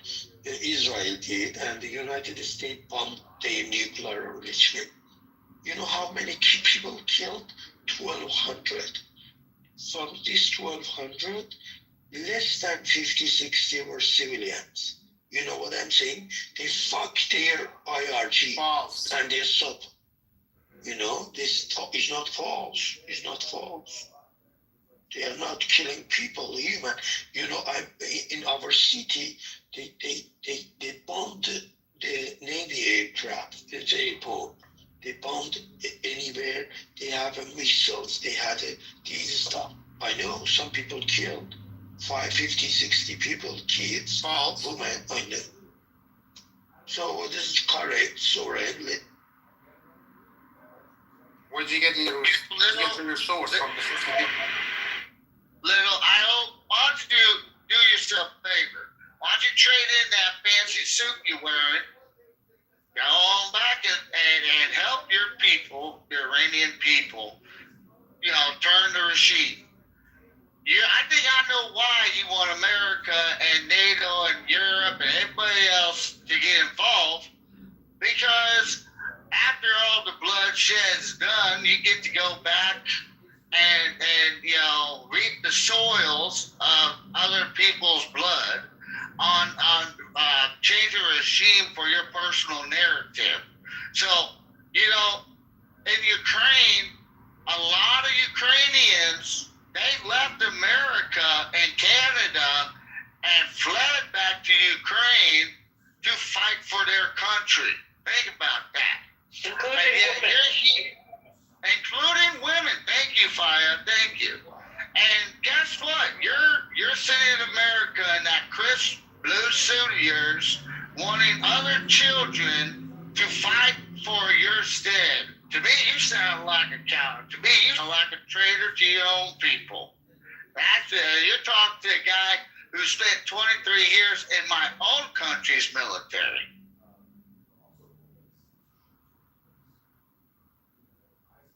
This is normal, interfering international countries' forces to a country like Rwanda, I don't know, to another countries like I don't know, Bangladesh, somewhere, when they are killing to Somali, they are killing their own people.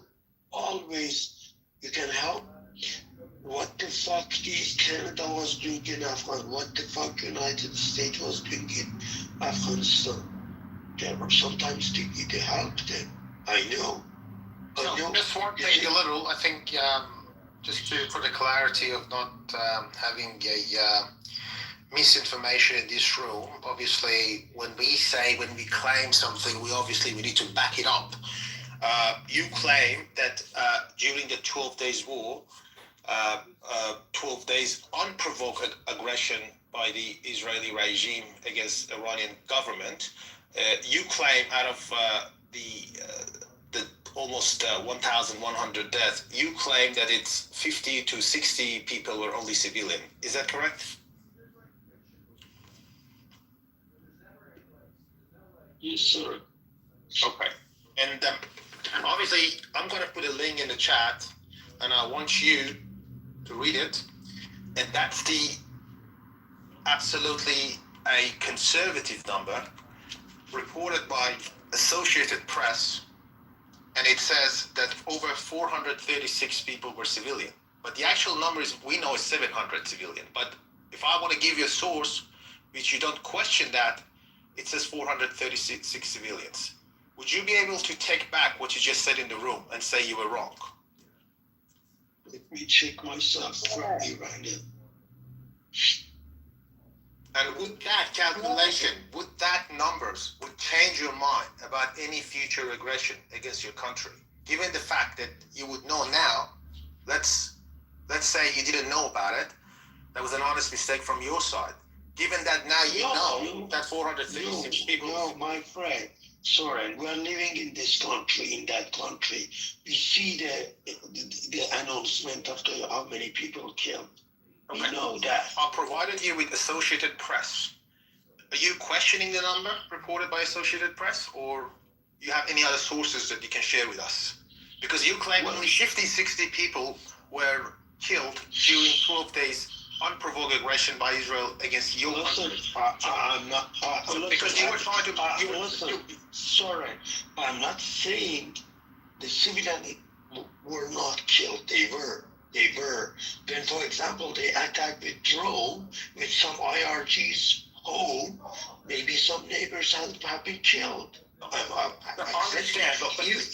Even, but they were unbelievable, accurate, and precisely killed most of the top generals of IRG. I understand, but you claim that only 50 to 60 civilians were killed. That's what you said. The whole room heard you saying that. And I believe there are two guys down there recording this room. So they can check themselves too. No, you said to the room.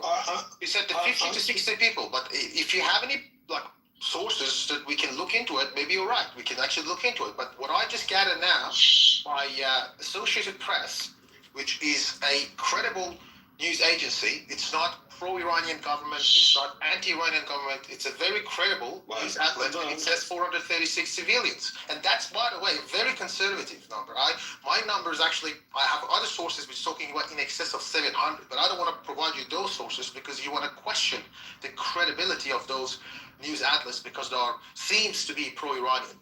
But the Associated Press claims 436. You said to the rooms 50 people. Even the Iran International, which is extremely biased news agency, the number even them reported was in excess of 150 or 140.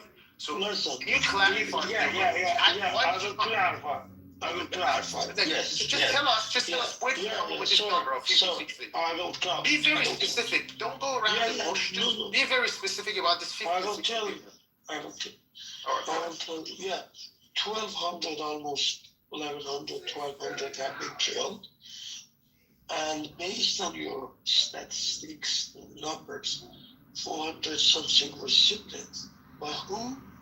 For example, the general of IRG was at his home. Maybe their kids, their families have been killed. We count them as a civilian. Correct. Yes, our civilians. Yes. Yes, our civilians. Yes, I accept that. I will accept your point. They will have been killed. But if you do survey in Iran, even let me tell you something. Why is it difficult for people like you to say, I was wrong, thank you for educating me? Why is it difficult? Is it because of the age things, or what is it? Or is it the bias? Is it the age? What is it? Well, when I'm saying I'm correcting your number means I'm saying I was wrong. Okay, so the thing is that because you were trying to make a case about the war, and obviously when you say this to the room, and you said, "Oh, that's easy, that's piece of cake." As I said, I correct my statement. Most of them were family of these guys, IRGs. Listen, do you understand the definition of civilian, or is it the communication? Yeah, that's on. What is a civilian? Civilian is someone who's a fool, someone who's not related to us. He might be connected to someone. He might be. He's a kid. He's a child. So children have been killed. There might be the children of someone that you don't like, but they're still children. He's saying they're children of the IRGC as if it's okay because they're children of the IRGC. No, I really want to know. As if it's okay to kill children of the IRGC. I'm not saying this is the way you say it. Yes, this is how you insinuated that it's okay to kill children of IRGC. But they're not even children. They're not even children of the military people. They're just normal human beings. A lot of them might disagree with the government. Out of those 436, maybe a lot of them disagree with Iran. Sorry. Did did my decision, did anything I did, I made that war happen? No. Trump gave them 60 fucking days to come to an agreement when they did not. Hang on, now you're going around. Look, you're trying to make a case now for another aggression against your country, and you back it up based on the previous aggression by the Israelis, and you're saying it's piece of cake. Like, for example, last time during the 12-day unprovoked aggression by Israel against my country, your country, you were saying that it's a piece of cake. It was very easy. It was very precise attack, and you were saying almost 1,100 people were killed. And out of that, there were only 50, 60 people were civilians. So you're making a case that's saying that another war, if it's going to happen, it's easy. So you're trying to convince people around you, saying it's okay. We have a track record of the war, an aggression, which there was not much collateral damage. But it's incorrect. Even the previous cycle of violence by the Israel, the numbers pretty sure evidence that the actual civilians were almost half, even actually more than half. But so are you okay? Let me ask you this question. Are you okay? How many people, how many civilians in Iran are you willing to sacrifice to overthrow your government? What's the number? What is the number you say, no, that's not, it doesn't work? Is there any number in your opinion? This doesn't work. When you are fighting with someone, he is brutal. You should not be brutal yourself. You understand that? So, what is the number in your opinion? How many people, how many civilians are okay? Zero. But you know what? Based on the previous cycle, which was very precision attack, we realized that at least 436 civilians. That will happen in future. Are you also okay? I assume that you don't live in Iran. Are you okay if you, like, I don't know, anyone's related to you, maybe be part of this collateral damage? Would you still make this a statement? Or is it because you don't have anyone left in Iran? That's why you're so okay to prescribe a war, which we know it's going to cause collateral damage. No, Soren, what it is, I think I've ran into these guys before. What it is, they want external countries to come in, cause the havoc, do a regime change, and then guys like Little here, they're going to go back to Iran, and what they're going to do is they're going to cherry pick the decimated areas, and then they're going to extort it for pure capitalism. Why? Because if they would have gone right now and done fought with their countrymen and women, done a regime change, he has nothing to gain out of it. That's all it is. So, Little, tell me, why aren't you willing to trade in that suit, go to your countrymen and women, and change and do your own regime change? Why aren't you willing to put everybody else's family there? And no. You're willing to put civilian casualties for your own personal opinion and gain. And you're not willing to put a uniform on and fight with your countrymen and women and do the regime. I want that answer. It is a nice suit, though. You can't lie. Yeah, Messi, you do got an opinion to that. Can I say something, guys, please? Shut.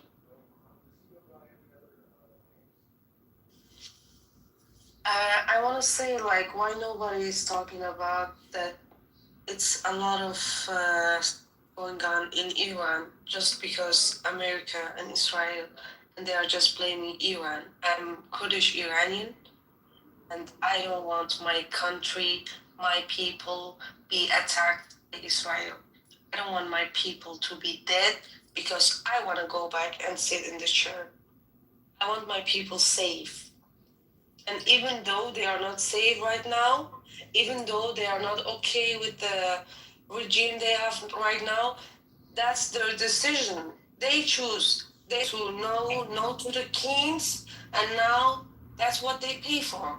The people decide they don't want the king anymore because he wasn't good enough. He wasn't. And everyone knows that. And I don't know why you paint like it's so beautiful, killing people. It's so easy to come to your country, Israel and America, and kill your people, take your money away, take your land down.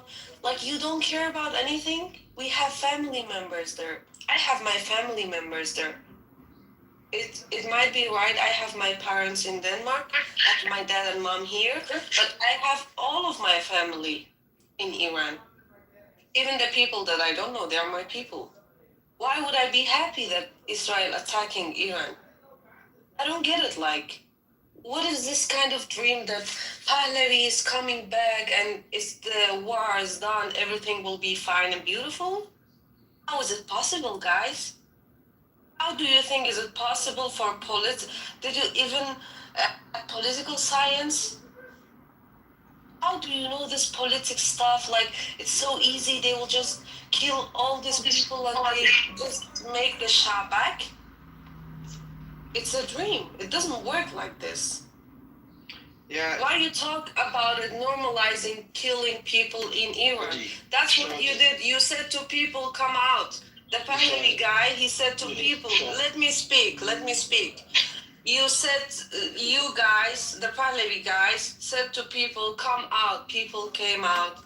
They said no to the regime, and now a lot of young Iranian people are dead because of you, and you are not responsible for it, and you don't care about it because you don't care. You just care about yourself. You just want to go back to your country. Okay, are you so brave? Go and fight. Why would you sit in Canada? Yeah, Shadi, I think most of the people on stage agree with you, but there's other opinions, like Little and some others. Shadi, first of all, if you want to interpret this intervention, you should not. If you don't like Reza Pahlavi, even I don't like it. You are from Kurdish side, I'm from Turkish side. I'm not. We should not judge from that side, but. I'm saying you should not talk about this one because you hate Reza Pahlavi. I don't hate Reza Pahlavi. I don't hate him. But I'm talking he to can't everyone. do anything. Yeah. From everything she said, this is the only thing you understood that she hates Pahlavi. Yeah, Little, she's saying. She said a lot of things. And she also said, she didn't say she hates him, she said he's not qualified. No, he's not, she can't do anything. When she was talking about the like violence inside, from outside here, or inside, don't put a word in my fucking mouth while I'm here, okay? It doesn't work on me. It doesn't work on me. I'm young. I'm not old like your generation. It's done for you guys. Don't play people. Don't play people. Shadi, be nice. Get together, man. Why would you speak like this about your people? If you give me a second, please, don't open up your mic. You said, I know government is brutal, but, when you say but, listen, let's see, it's based on international law, there is a principle. We call it known as a responsibility to protect. R2P, a government is responsible to protect his own people, not kill his own people. If Did you guys choose this government? Listen. Don't talk. Ask you, Mike is live. Mike is open. Little, don't talk to her like that. Hey, Little, don't talk to her like that. Those little comments, don't open up your mic. Show some respect, bro. Baba, zaten koordinat nakon. It's okay, Shadi, I'm sorry. He's right. So, based on that S, can you mute your mic? I can't. S, your mic is live. You have to mute your mic, S. Can one of the mods mute S, please? I don't think he can hear us. Yeah, taking. Based on that one, there will be international intervention permitted when there is genocide, war crimes, like it happened in Yugoslavia, ethnic cleansing, crimes against humanity. When there is law, there is responsibility. You cannot ignore government. I know there is war, there will be problem, there will be killing civilians, Even you say my father and mother here are from Tabriz. My sister, she was crying. Said why?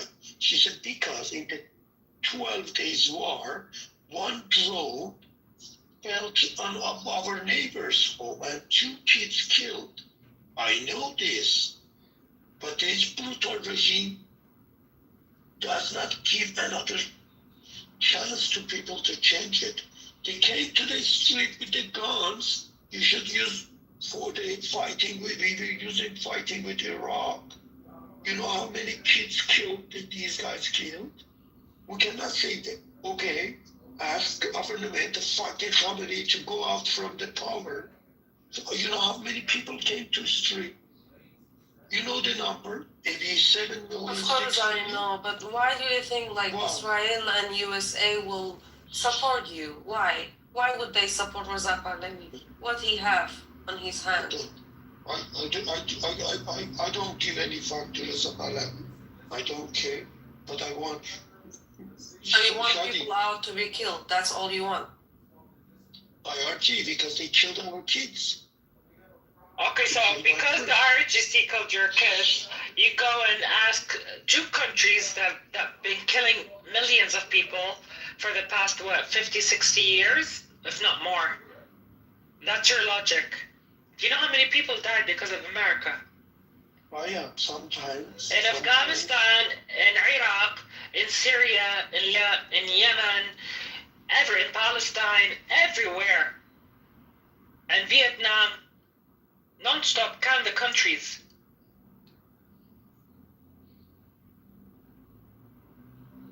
I think it's imagination that USA and Israel will come and support Iranian people, isn't it? They don't care about the Iranians. They care about the Iranian oil. Like, yeah, why? No, fire, that's wrong.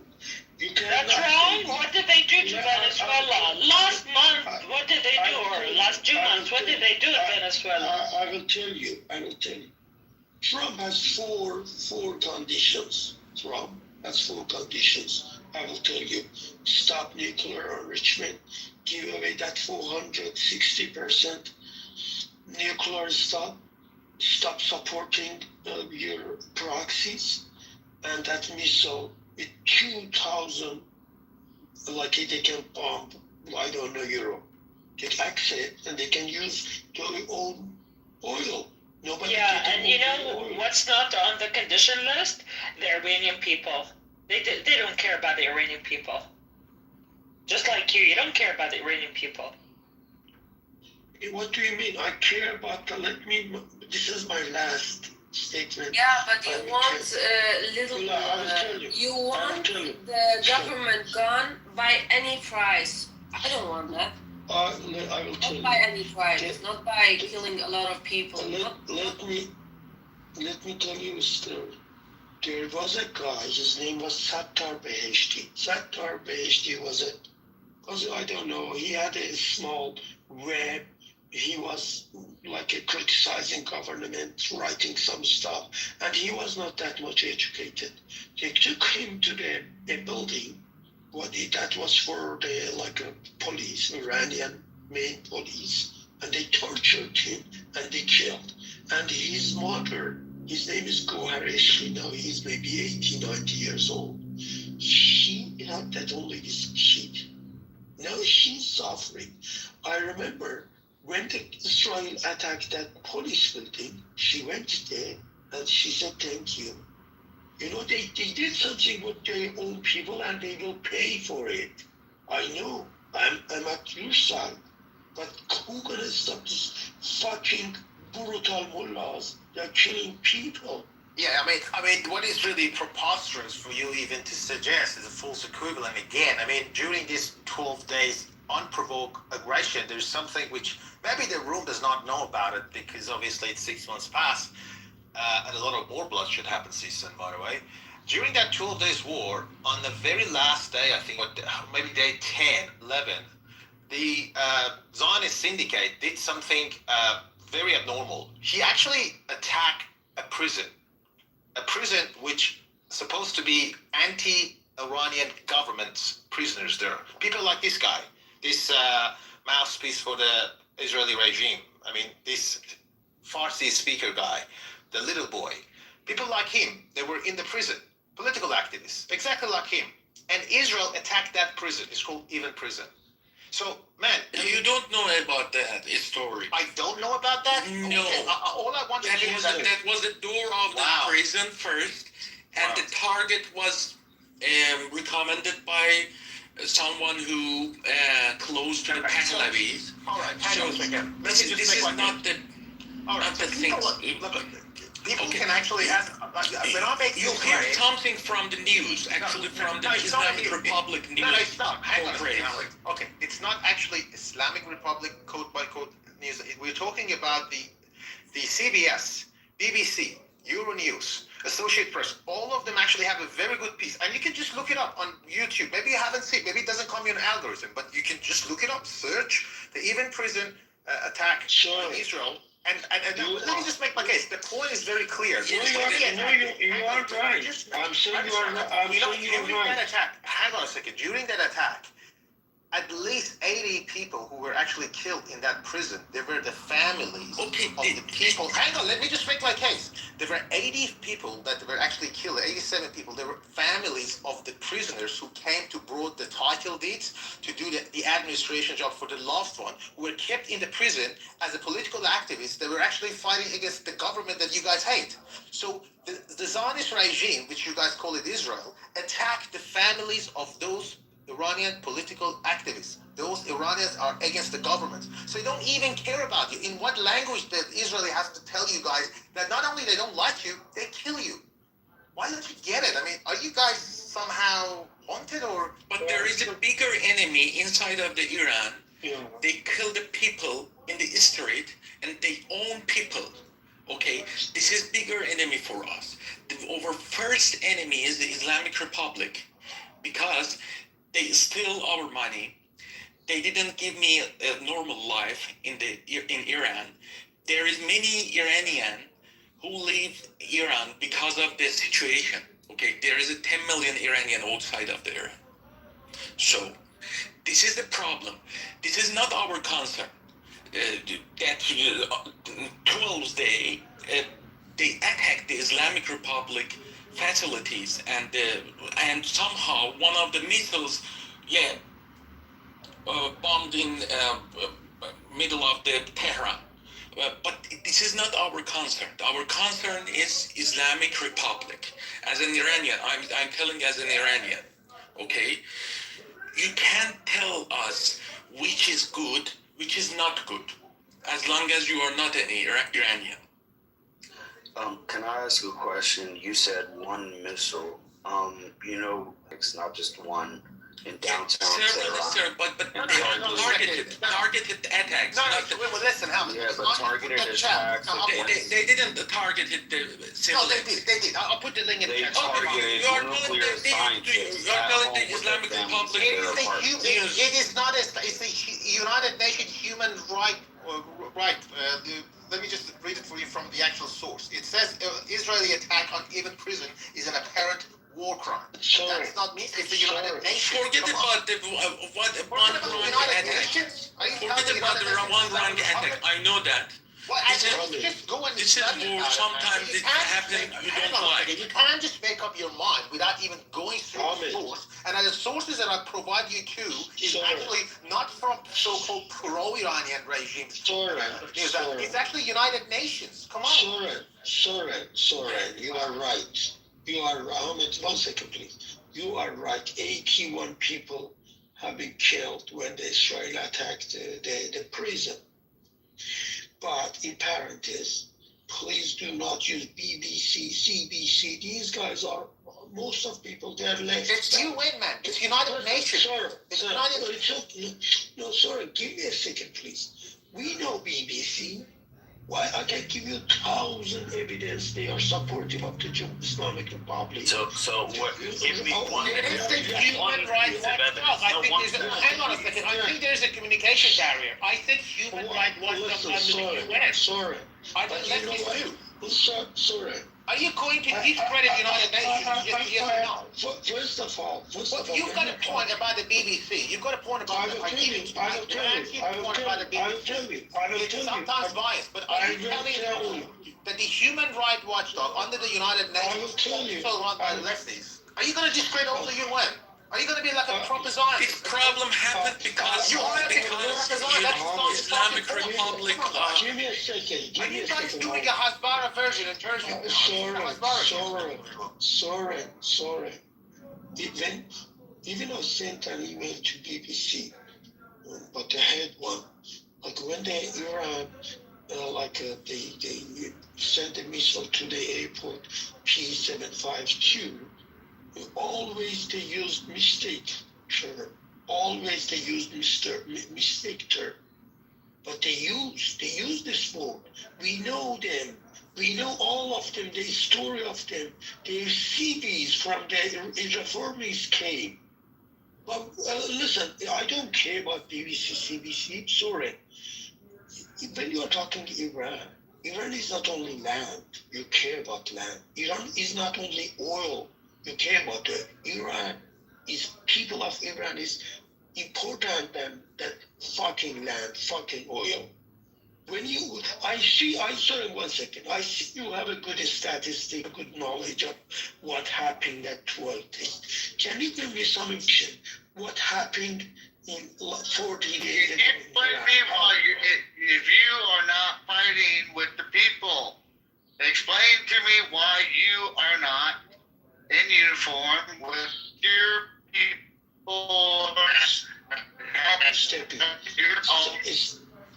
Steppy, you're the matrix, but I'm saying, Soren, you have a bias. I have a bias. What happened for? Yeah, okay, I'll have the question. 40 days in Iran. I understand, but okay, let's go one by one. First thing, what happened for it's in Iran? Why you are supporting that fucking IRG killed in Iran? It's like that. Why you are not caring about the brutal government killed people? Okay, there's a fallacy. Obviously, you're not. It seems to be educated, but maybe you're not into fallacy. What you just did is called straw manning. Basically, you try to prove a claim that has never been made by me. So you basically straw manning, and people could hear you straw manning me. You keep talking about BBC before. I again and again said it's a human rights watchdog by United Nations, but you again keep talking about the BBC, which is a bias. You never ever addressed the point that I made about the United Nations. Ahmed, the root problem is from Islamic Republic. No, hold on, sorry. This is the root problem. Trump was suing BBC for the fucking modified video clip. Teaching me what is this? Do you understand what the United Nations means? Maybe it's a communication barrier. Do you not understand the human rights watchdog is not a BBC, it's a United Nations? Hey, Saran, real quick, little man Saran, real quick. I just want to ask one question. Little boy and what's the other gentleman? Hamed, you as Iranians, as anti-IRGC, there's nothing wrong with being anti-IRGC. However, they fall tomorrow. My question is this: that IRGC falls tomorrow, the mullahs are overthrown. Who takes over? Iran. So for your question, have you heard Mark Rubio was talking? I don't know, Senate, somewhere. Nobody knows. That's why. Hang on a second. I want to hear some Iranians. Hang on a second, bro. I wanted to see what Hamid, do you agree with Shadi? Because Shadi doesn't want the outside party to come around and attack Iran. Hamid, do you want to come off the mic and tell us? Yes, I agree with. No, I disagree with Shadi, but I'm angry with attacking to Islamic Republic to fall the regime. Okay, so because there is no other way. You don't live in Iran, right? Yes. But I have Would you? family there. I know about. Okay, hang on a second, Hamid. You don't need to. Hang on a second, Hamid. Hamid, I'm not talking about the war. I'm talking about would you serve in the military or would you serve? Would you fight against IRGC? No. Okay, would you sacrifice your kids? No. I guess so. No. Okay, so you will sacrifice the innocent Iranians on the ground for your freedom. No, this is not the point. Yes, that's Because what you do. Yeah. No, but that's the point. This is Because Yara, please hang on a second, brother. Hang on. It's not Syria. No, I'm not talking about Syria. Hear me out, Hamid. So please, I know this is very triggering, right? This will expose his whole position. So, you don't want your kids to, fight against IRGC. You're not going to fight on the ground. We want to change the regime. That's fine. That's fine. What I is agree. your I agree. solution? What is Hang your on a solution? second. My question is, What revolution are you talking about? Didn't you do revolution because it was shot? You revolution. didn't want They the kill king? the people. They killed the people because of you, because of your mindset, because you are supporting It doesn't Israel, matter. because It doesn't you don't matter support your country. who called the people for protest. They will kill Yeah, them. of course. Yeah, exactly. It doesn't matter. I want to ask him more questions. Hang on a second. Little, 1 second. No. Hang on a second. Hang on. I was speaking for a little bit. Please let me. Hang on a second. I was on silent mode. You've been hogging the mic. Hang on. You name like little boy, but you have a loud mouth. Anyways. So going back to you, Hamid, so you're not gonna fight on the ground. You're not, your family's not gonna fight, and you do want to topple the regime, but you want America to go in, take a fighter jet, and just shoot rocket at the IRGC building, correct? So do you think that they're gonna find IRGC in one building, or is it like multiple buildings? What do you think? No, I'm not. Please stay out of it. I'm asking. I can only deal with one retard at a time. Hamid, can you please I know tell this us? story. You want to say there's Your fucking accent is not even Iranian. How much is your payroll? Okay. See, this is the problem. If you Everyone can't who sit, doesn't agree with you has a payroll. if you can't sit like okay. So Aram, I'm not talking to you. I just mute. I'm not. Oh my God. Please. What? Please for what? I'm not done. Because I need you don't like logic. Okay. Thank you. I warned you multiple times. You don't want to shut the fuck up, right? That's the problem. Hamid, here's the question for you. So, since you don't want to fight on the ground, you want the IRGC gone, and let's dive into this position of yours. So, America does the attack. Right?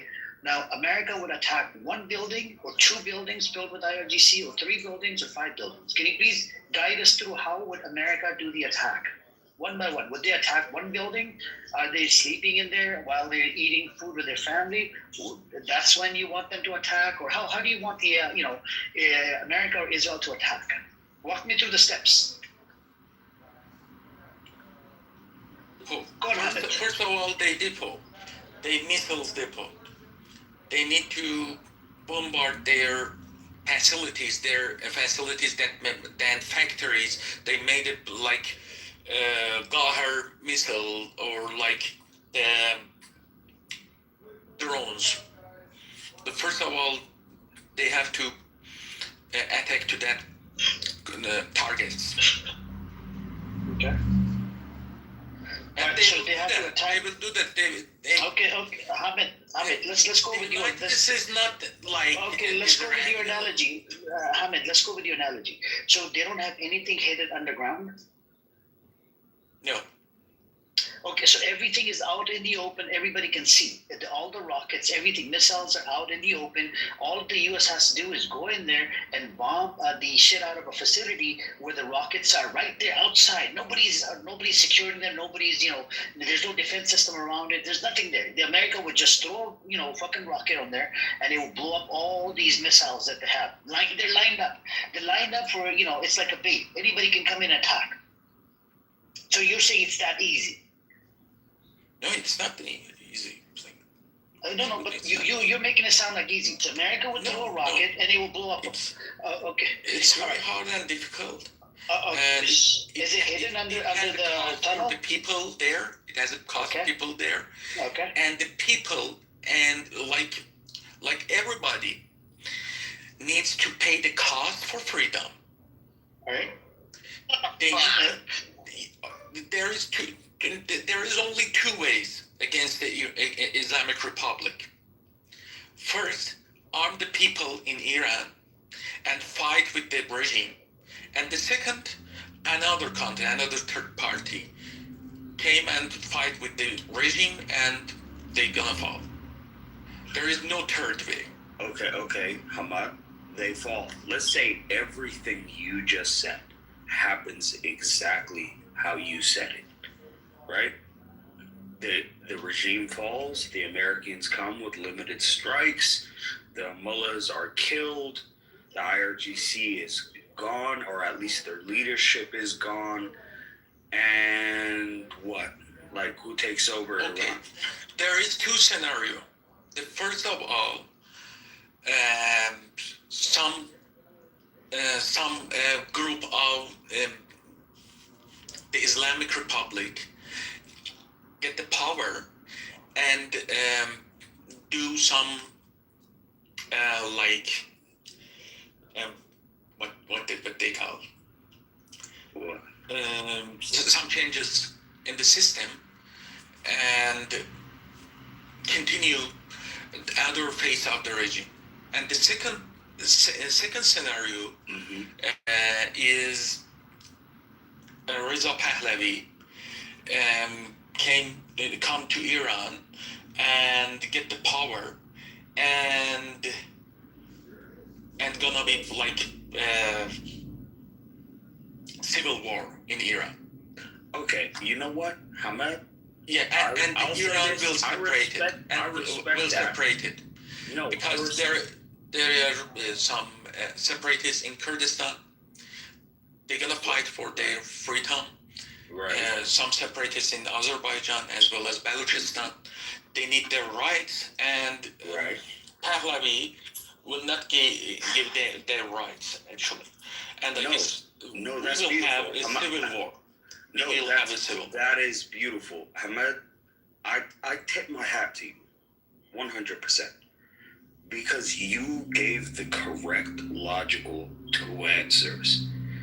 The answer number one, as you said, elements or the remainders of the IRGC, the former IRGC, take command in absence of the mullahs, and they do reforms to appease the people who revolted against them, in which case, more than likely, eventually it'll lead to for an example, after Maoist China, where they become more capitalist, but are still run by Persian Iranian people.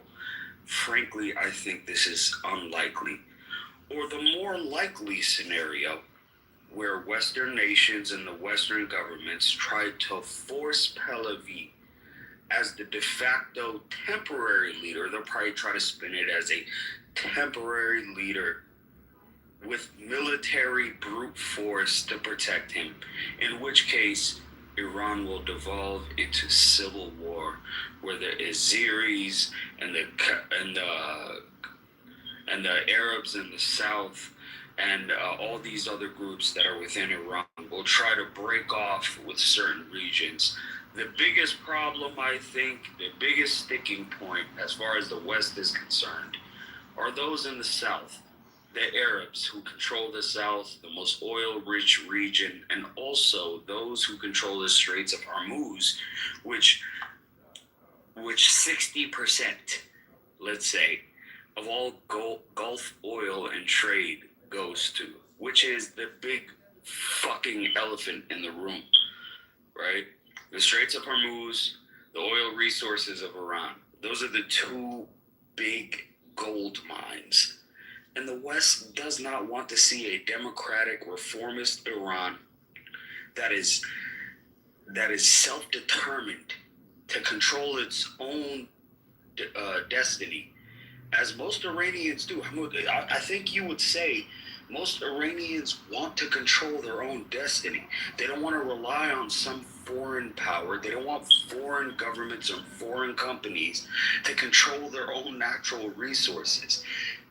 The mullahs be damned. In this scenario, they're gone.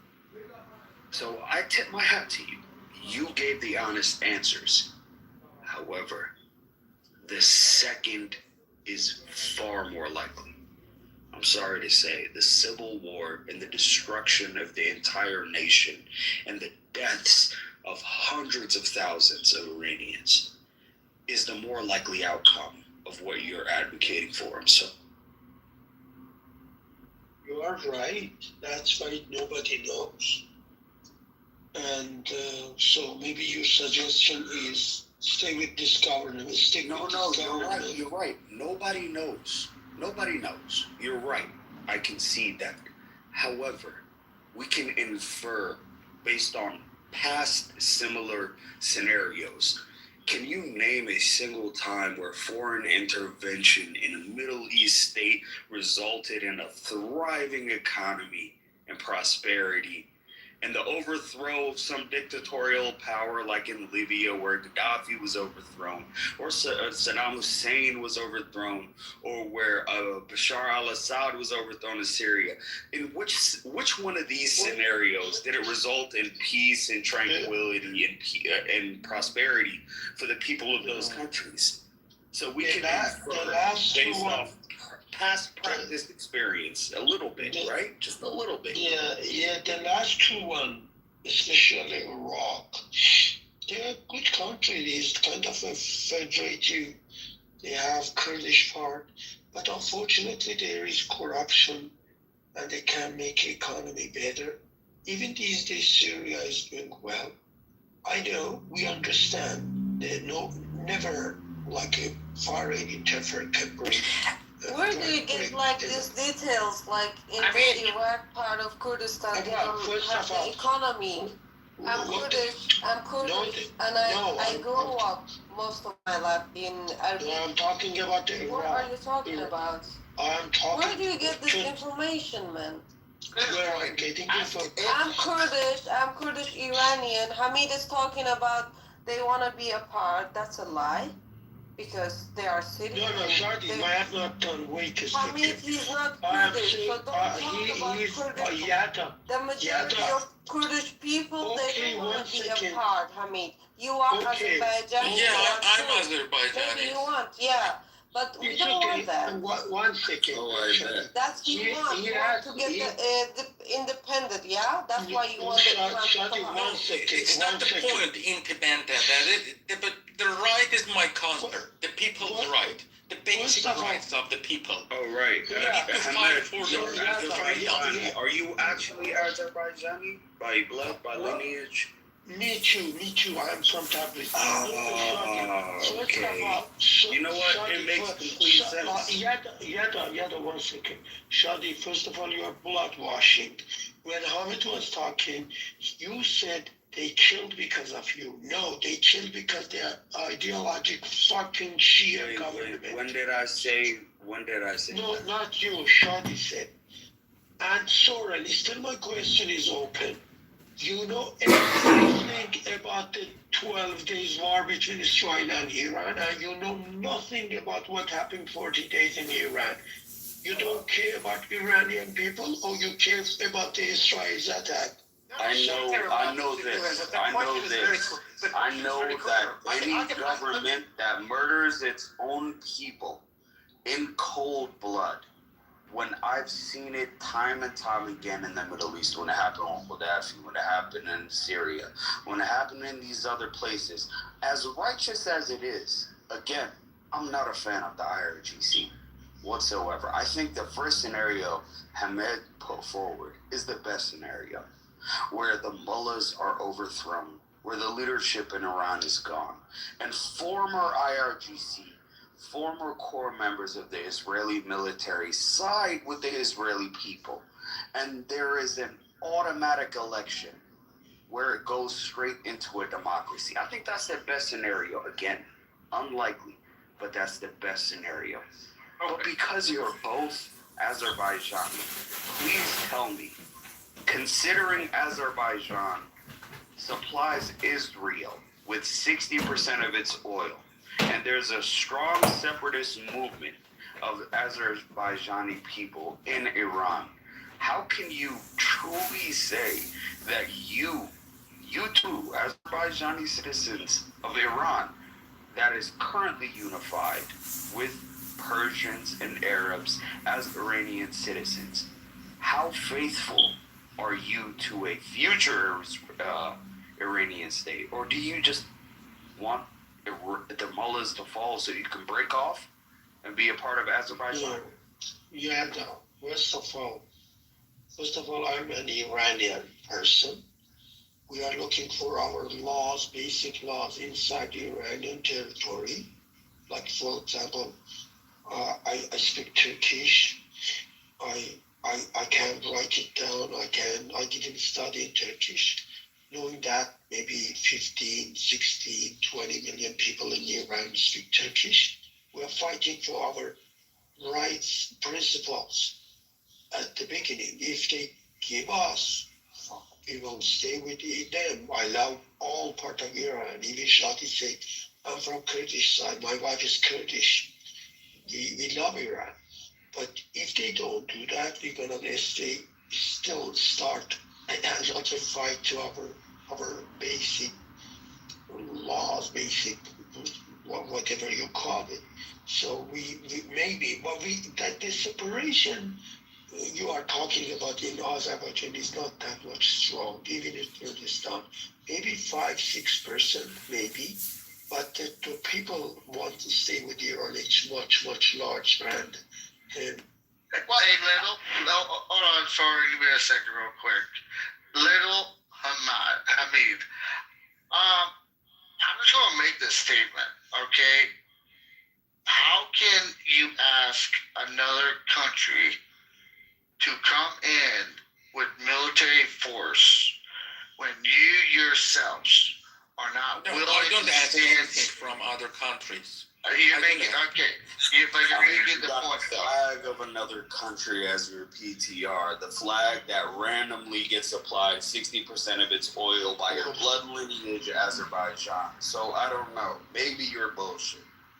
Yeah, and the reason why I say that is you guys to me are cowards, you know, because you're asking another nation to come in. You are a coward. You're not willing to stand side by side with any other nation to come No. Steph is right. Steph is right. I'm not asking. I'm just justifying their request.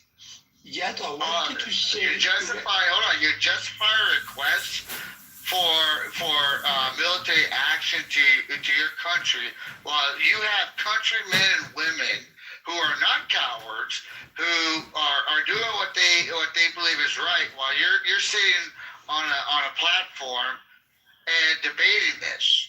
Where, you know, I don't know about you, but if a country, I answered my nations. I fought 23 years for my country. Whether it's good in one person's eyes or bad in the other, I answered my country's call. I have good friends of mine that are around the world, and they have answered it. I got Ukrainian buddies that left America. They left $200,000-$300,000 a year. They went to their country and fought for their country, still fighting for their country. Okay, but you're sitting here asking for other nations to step in on your behalf because you have no spine in the flesh you call your body to stand with your countrymen and women and fight for it. But you have the audacity to dialogue and debate why everybody else should die for your opinion. I think really little, like, that is you asked me a question about the Republic of Azerbaijan, yeah? They sell 60% of their oil to Israel, yeah? You asked about that. Yes, okay. They have a control. Yes. What's the problem with this business? Yeah, what is the problem with this business? No, here's the problem. Number one, I'm an American, right? Okay. I'm an American nationally. I absolutely hate Zionism from my core. Anyone in this room who knows me, especially Amir, can attest to that. I hate Zionism. My president is a Zionist. His followers, for the most part, are Zionists. Okay, and but I would never, ever, in the history of ever, advocate for any foreign power to murder them in cold blood on my soil, in my homeland. What in about America. Azerbaijan? Never. The Republic of Azerbaijan. What about the Republic of Azerbaijan? Yes. Aren't you Iranian? No, I'm asking you what's the matter about they're selling 60% of their oil to the country you don't like? So what's the matter with doing commerce with a genocidal, bloodthirsty state? Okay. I don't know. Do you know why? What's the matter with Middle Eastern countries in 1932 selling oil to the Nazi regime when they slaughtered the predecessors of this state that you're for? What's the matter with Iran selling oil to China? What's the matter with commerce is commerce. I get it. I can understand that. I'm not saying Azerbaijan is evil for selling oil to Israel. I'm saying you're ethnically Azerbaijani in Iran, in a region where there are people in that community, not all, but there are people in that community that want to break away and 100 years ago. Want to be a part. Yeah, 100 years ago.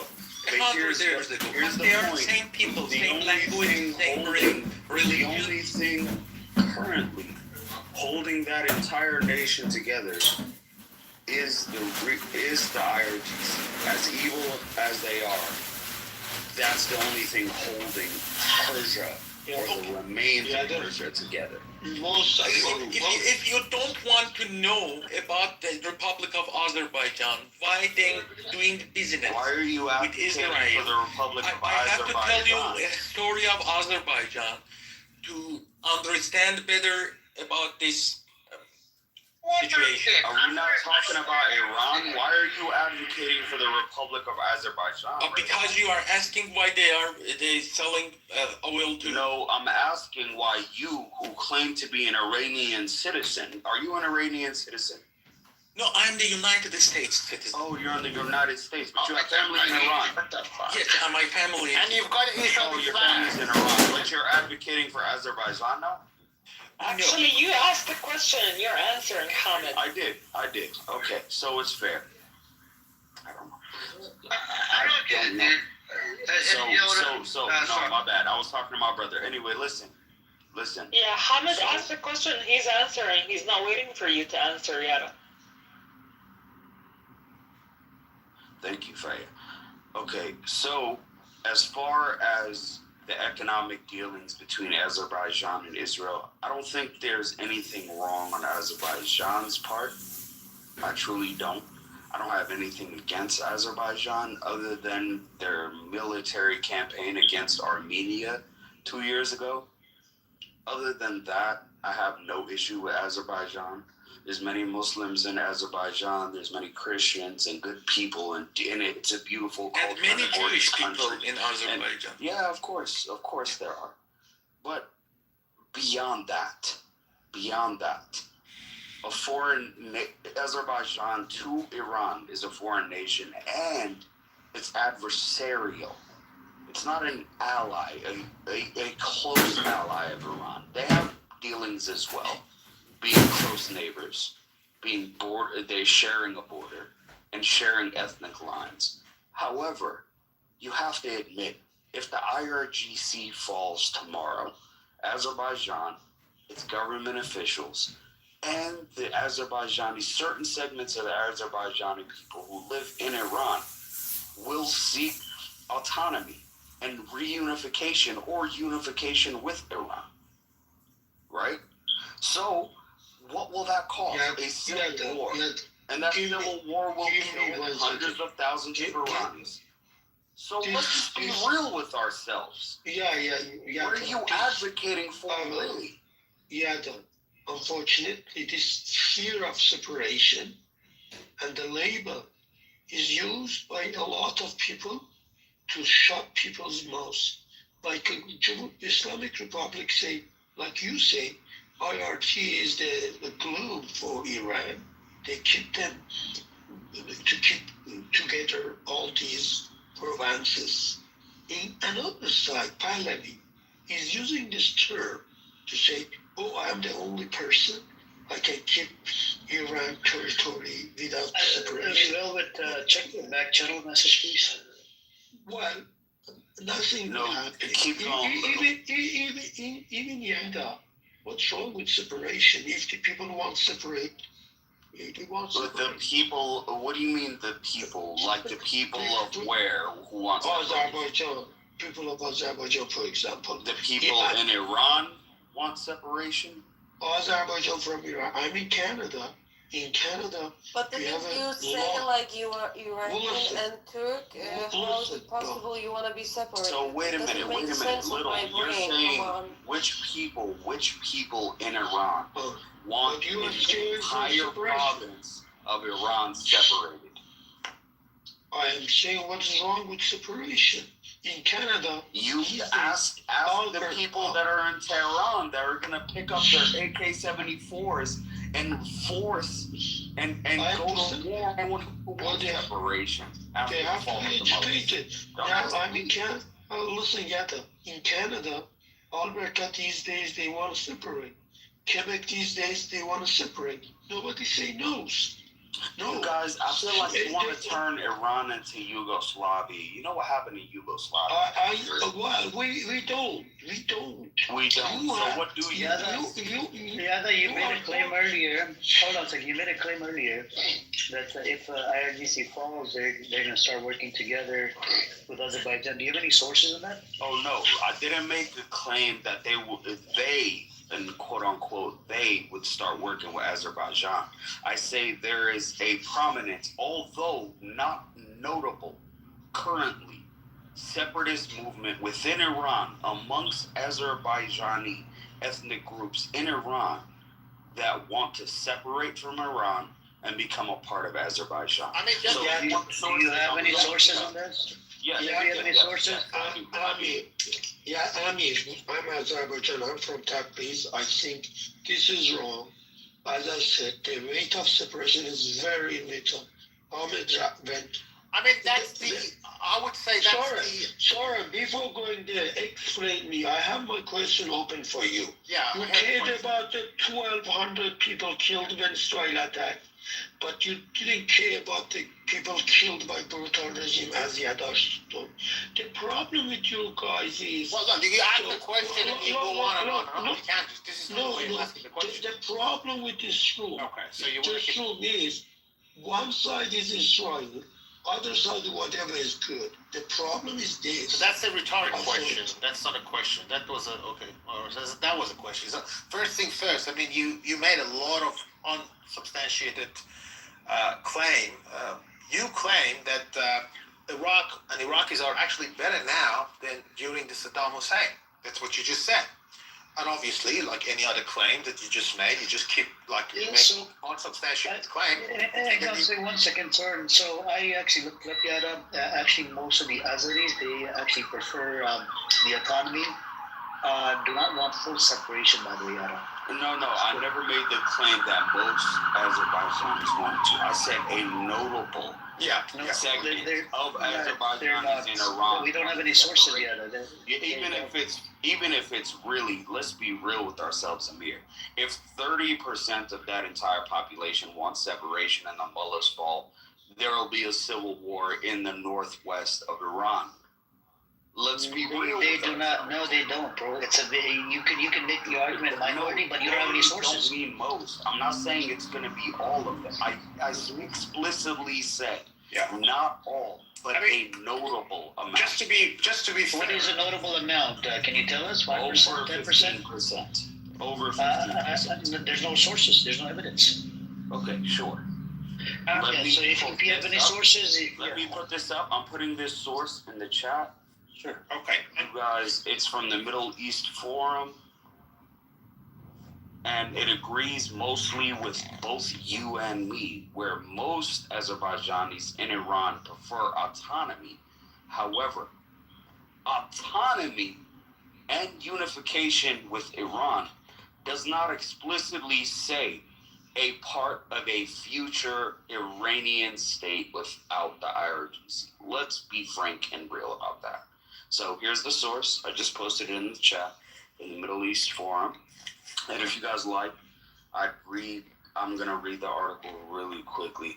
It says, outside of Africa, Iran is amongst the most ethnically diverse nations in the world. Persians might be a plurality, but Iran also is home to Azars, Kurds, Balochs, Arabs, Turkmens, Lurs, and other groups. It is mistaken, however, to interpret ethnicity in Iran is the same way as the United States or Europe. In Iran, ethnically is fluid, especially among larger ethnic groups like the Azars, who assimilate and intermarry more. So, that being the case, I'm going to go skip ahead to the part of unification. It says, there are 3 largely Azar provinces in northwestern Iran and western Azerbaijan. Their combined populations is about 8 million. About 5 million Azars live among Great Tehran Do you have area. any sources that says 15% of them they will actually want to separate, bro? Do you have any sources on that, Yada? Sure. I'm just because I don't want to go through this article. If you have okay. sources, Sure. respectfully, you know. Okay. No, you're right about that. It needs to be specific towards the argument. So, Give time to Soren to answer my question. Well, look, I mean, speaking of what you just initially said about the people under the current political establishment in Iraq are much more better condition and better than during Saddam Hussein. I mean, I am one of the maybe very few people on this app that I hate Saddam Hussein as much as the way that detest and despise the Zionist policy. So I am the last person that can give any credit to Saddam Hussein. But if you ask any Iraqis today that been through the brutality of the Saddam Hussein regime in the 80s, if you ask them today, they said we were better off. Those people actually lived during that era. They said we were better off during Saddam Hussein than what we are today. And the source story there. That's true. There. Yeah. Velvet, please check it back to the message.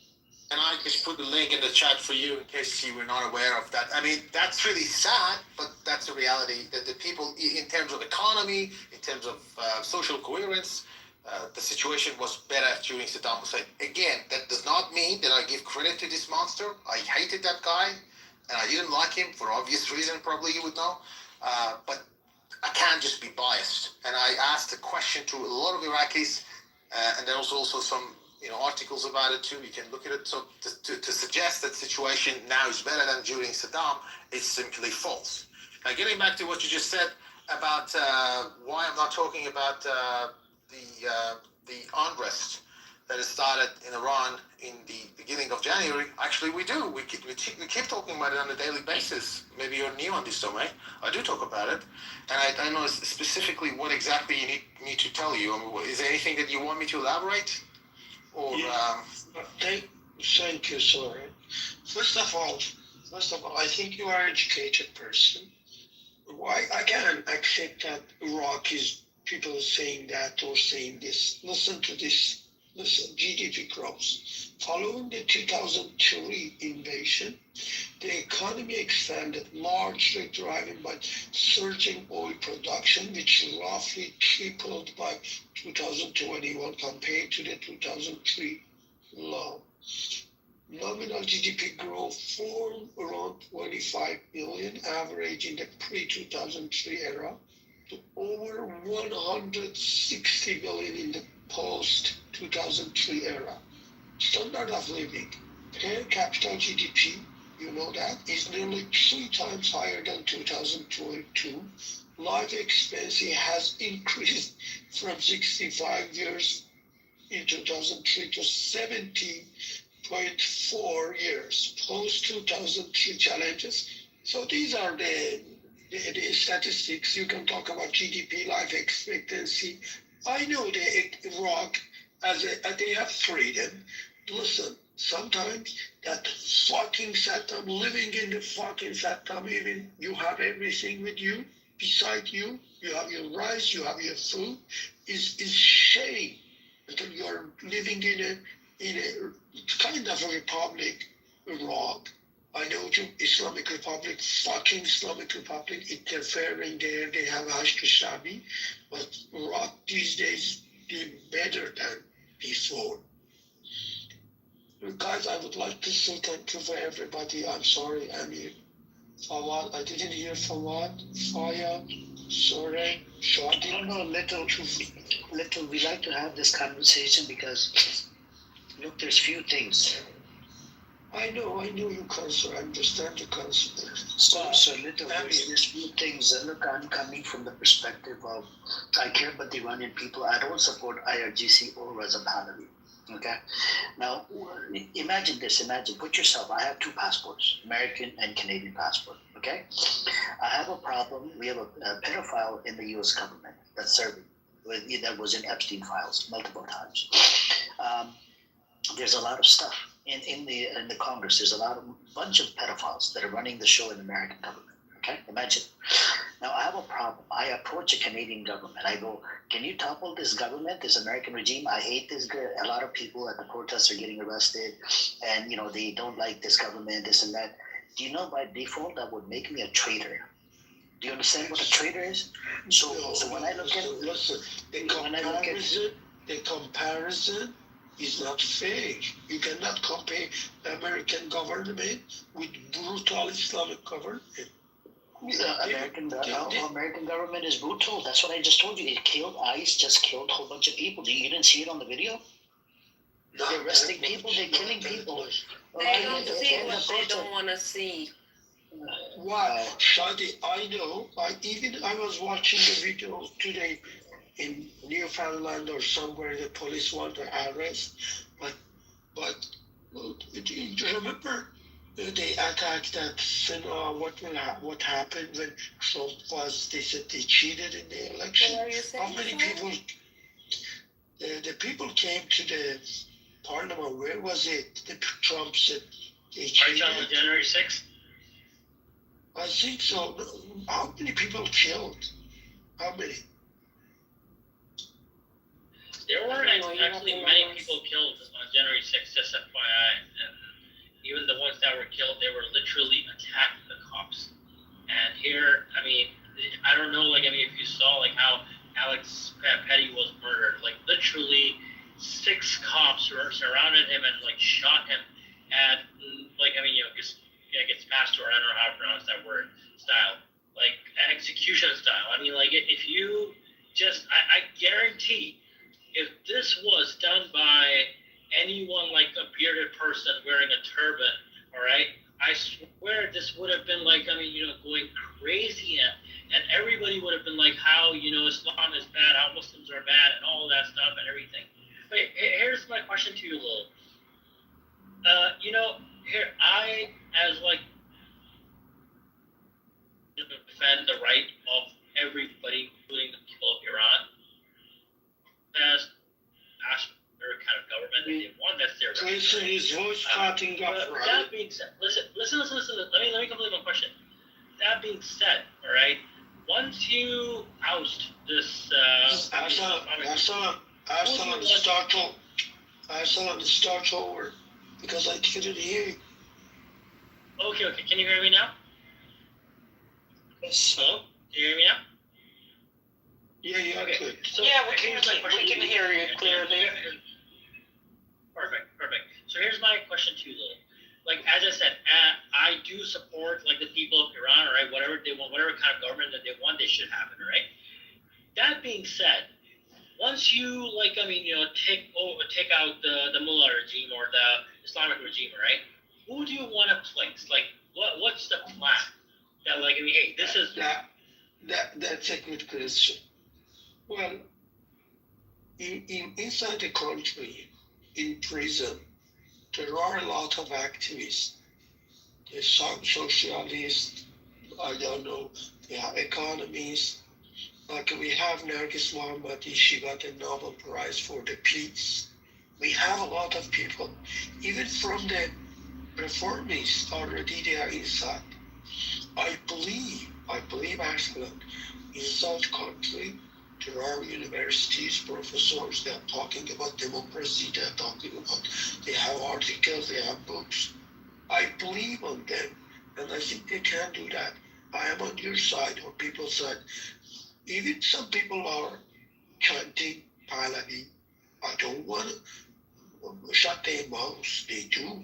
You can have election if they want kind of monarchy like England. I don't know.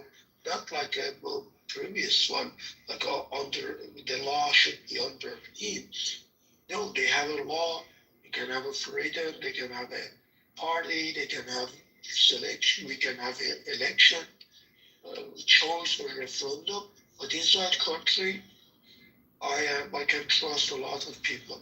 I know Pahlavis, the followers of Pahlavi, they want only this regime to go. Otherwise, they can't go to the power. But for me, it's not the case. I don't want it to, if this government say, okay, I don't want to go, but I want to be secular. I want to be democratic. I'm supporting it. Give somebody go away, give power to others, make diversity. I'm supporting. I don't want this regime to go with like a lot of plots. No, we can change them. That's my thought. okay. I really appreciate what you said, Ray, and that's really nice. So, or like and I do partially agree with you a lot of things. But let's just go with that. And I agree. Like, I mean, people of Iran are absolutely amazing people. I really respect them, and they're amazing people. Okay, but here's my problem that comes with those who are, again, I'm not an Iranian to comment, but a lot of the Pahlavi lovers are they're ethnically probably Iranian, but that's about it. I mean, they haven't been to Iran in years. They don't really know much about it, right? A lot of them don't even know Farsi. So here's the problem with Pahlavi, right? Under Pahlavi, women education was as less as 25%. You can look that up, all right? And now women education is as high as 90%. All right, Iran produces one of the most university graduated women. All right, that I'm not giving credit to the Mullah regime for that. I'm actually not giving that. But what I'm trying to say is that when I see those pictures, all right, of women, oh, they're half naked and or whatever they are, it's so misogynistic to the point that they're we'd rather see a couple of naked women, all right, that's our comfort, than educated women, scientists, doctors, engineers, all right? This is where my problem comes with the Pahlavi, this idea of bringing Pahlavi again, right? That's the thing. And this is where my concern comes with is that, again, as I said, if people want freedom, if people don't want, Khamenei, that should be their right, all right? But my concern comes is that once he is ousted, all right, once he is thrown out, if there's a government that is pro-Palestine, if there's a government that's we're actually going to have negotiations with Russia, we're going to have negotiations with China, we're not really going to be someone who's just going to be another, American puppet, all right? The moment that's going to happen, there's going to be another coup, just like what happened in Egypt. In Egypt, all right, Mubarak was thrown out, all right, and then then there was hey, well, you may dislike Muslim Brotherhood. I mean, there are a lot of people who dislike them, but they were they were elected by the people. Even if they were like 30% of the people, still they did end up becoming majority votes. Right? That's how like democracy works. And guess what happened? All right, Sisi, the coup, and since then there has never not been one election. All right, that's the problem. That's where the thing comes in. A lot of people who are saying that, hey, we're concerned about this. It's not like they love Khamenei or they agree with Khamenei or they're like, you know what, it's all good. The people are concerned that there are outside agitators who are making this thing worse. I mean, Israel is literally openly saying that, hey, we can arm the protesters. We can arm them. I mean, you really think like Israel is just helping them out of love? They're not gonna expect anything in return. So you compared the previous regime with this one. I know, like even I'm someone. Shadi calls me old, but I'm someone I studied in university in Tehran. In this regime, I'm 50 years old. The revolution happened. I was 2 years old. Well, this regime would do better. For example, they spend $2 trillion, not billion, $1 trillion for nuclear. In the Bush era, they give money to Russia. They didn't ended up with producing power, or always in when they signed a contract with these 6 countries, GDP went up to $800 billion. After Trump went out, he ripped off. It came back to 200 million. Then it come up to again 400. They had 5 years when Biden was in power in the United States to come to an agreement again. They didn't. These guys are they are wasting Iran's resources, everything. You cannot explain an Iranian today. This regime is good, but life expensive. When the Shah went, it was 60 something, maybe less than 60. Today is 78. We know that, but they wasted a lot of our resources, everything. We know we have education, we have everything, but now these kids. I have friends that are teaching in university. I ask them, what your students saying? What is their hope for future? They say nothing. They don't know what will happen with this regime. They will change. They will have an agreement with all over the world. They will join in a world economy. They just study to leave country. This is not fair. But when you're talking about the parliament, don't go in economy because you will get lost. But Muhammad Reza, his father, is a dictator. We know that. You can read a lot of. He had even he didn't have interview with own journalists, internal news. He had always with the Italian, I don't know, from England. Go read his interviews. We know there was only one or two party. He says, oh, if you don't accept this party, go out. I mean, like now Islamic regime says. So that you have to respect 12 rules. He had a revolution. I think they called White Revolution. So he was not democratic person. However, he did something. People love it. He was someone, they call it, I don't like to call it nationalist, who cared about his own country. He cared, but these guys do not care. They spend our money with Hashd al-Shabi in Iraq. They spend our money with Hezbollah. I know you love Hezbollah, I don't care. They give money, this Soleimani, he's explaining himself. The guy Mahmoud Abbas say, oh, we don't have money. Tomorrow he came with to luggage of money, cash to them. We know this story. The budget is not transparent. You don't know what they are doing with our money. You don't know. Sorry, which Soleimani are you talking about, little boy? Classic Because Soleimani. the information you are going to say, like, I don't think all of them are right. You I say, do. like, you have a lot of Which one? achievement. Can you show me one achievement? Do you remember the history of Turks? Well, it was Muhammad Reza Shah. No, you don't remember, don't you? What? Well, How he would sell Turkish I did. people I from didn't Iran? say.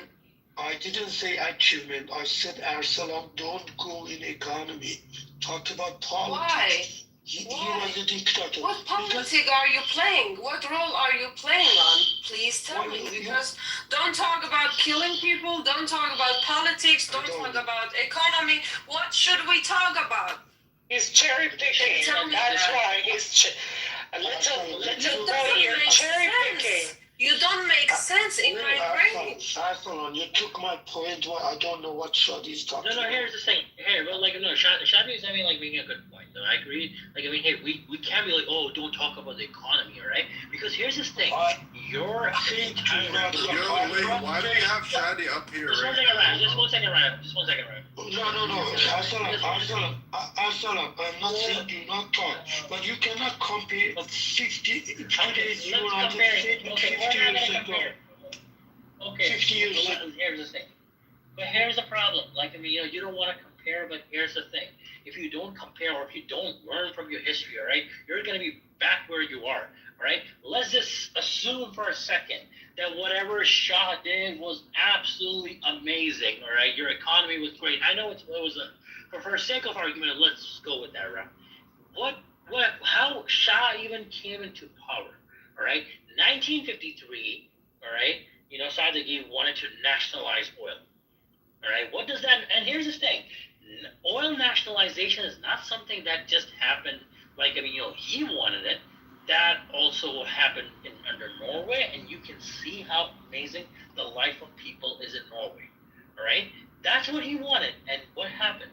CIA literally did a coup for British Petroleum. Imagine that, just one company. All right, that's what they did. Look what happened in Venezuela. All right. My only question is not that, like, I mean, whether this regime is good or not. And here, don't assume. I don't really like Iran's role in Syria. I personally don't like it, and I was saying that, like, I mean, Iran is making a huge mistake by doing that. It's really isolating itself, and, like, I mean, unfortunately, I was right. I wish I was wrong, but that would happen. But here's my question to you. Let's say if today there's, like, I mean, they're ousted, right? They're thrown out. All right, and all your buddies, your amazing buddies, who are, like, I mean, amazing, like, I mean, professors and all that, none of them get a seat. All right, and some, like, I mean, not Pahlavi by himself, or some other guy. All right, like someone who's supported by Israel. All right, someone who was armed by Israel. If he takes over and if he sells all your oil to other companies, all right, to the world, maybe there's, like, I mean, 5 or maybe 10% of people would, like, I mean, make good money. But then what? What about the 90% of the people? Where are they gonna go then? My only problem is not, like, whether you like Khamenei or not. I mean, you can dislike Khamenei all you like, no problem. But is there a plan? And I'm not really hearing a plan. I mean, you still, comparatively to other guys, you still talk a lot more sense. You're not really, like, I mean, you're just thumping Pahlavi. Others are just straight up want Pahlavi back.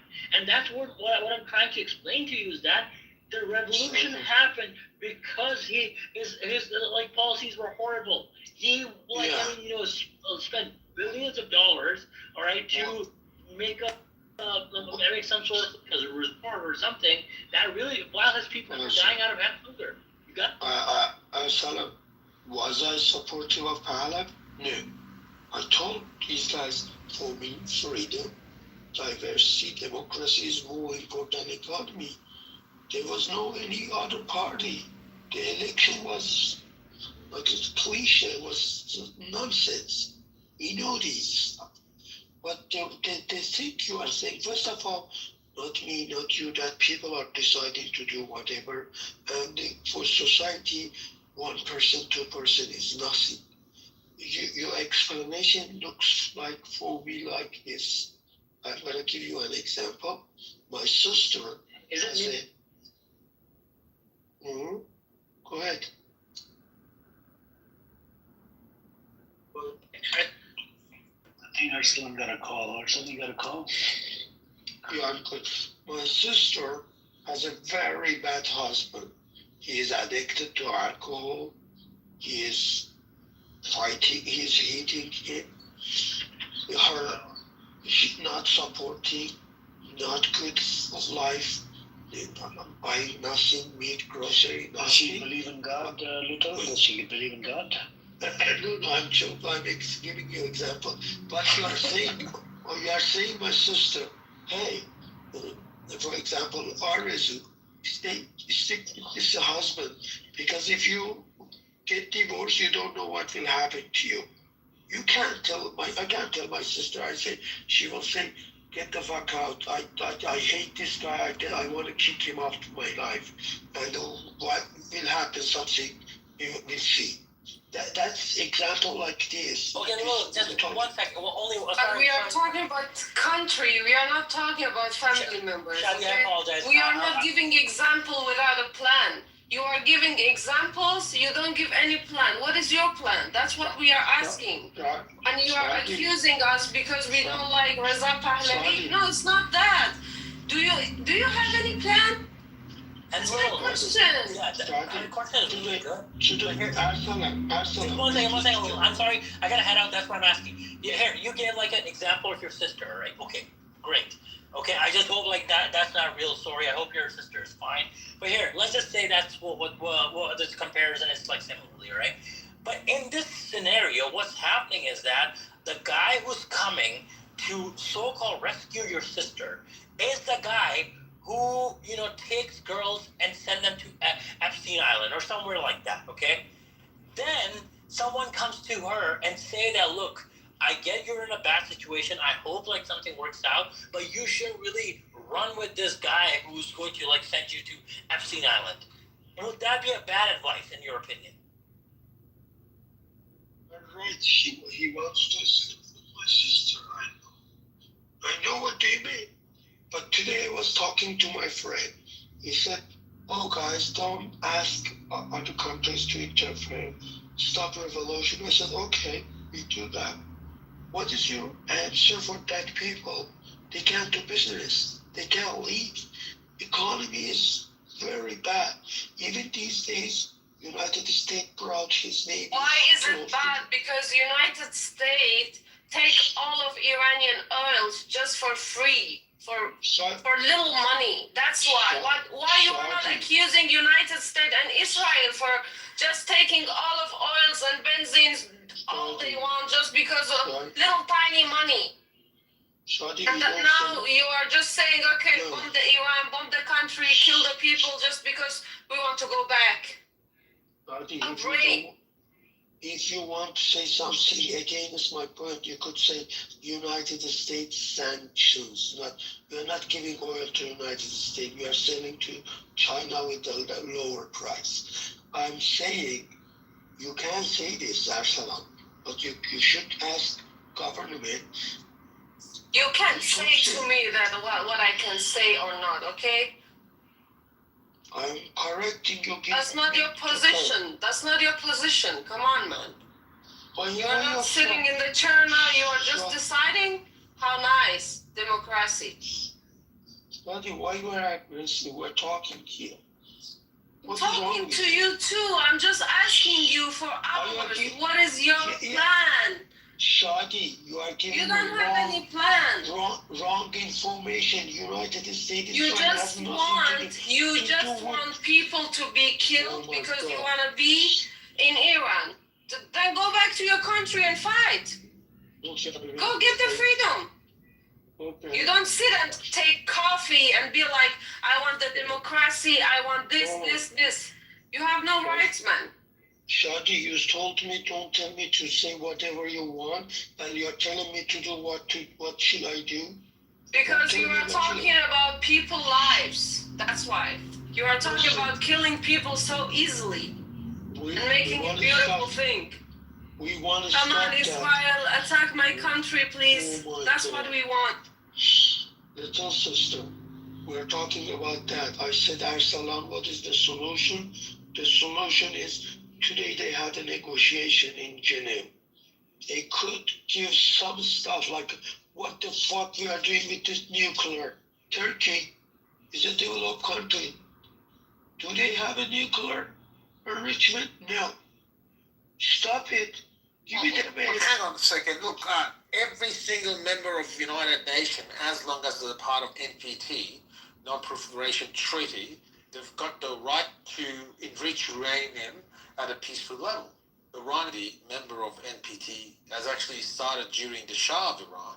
So Iran has the right to enrich uranium, regardless of what kind of system it actually rules Iran. And let's not forget that Iran's nuclear program started in the 60s during the Shah of Iran. He was the actual founder of Iran's nuclear program.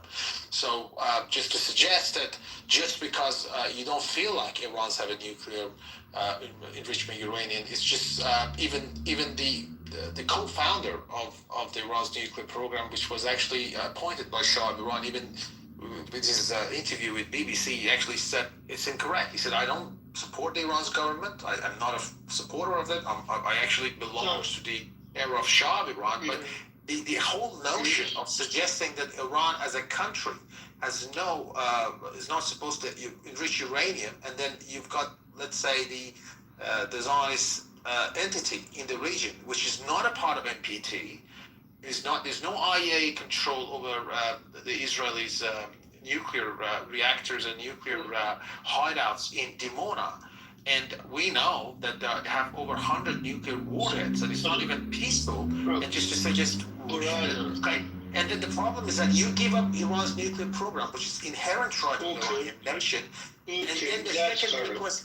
And the problem is that it's not just about Iran's nuclear program. They're also talking about Iran's defense deterrence. By defense deterrence, I mean the Iran's ballistic and cruise missile program. So they basically want you to basically take all the teeth out, no defense deterrence, no nuclear program, and then at the end they say you're not supposed to support your allies in the region, meaning they want to do exactly what they did 10 years ago in Libya. So I mean, okay, 1 second. We are looking for a solution, right?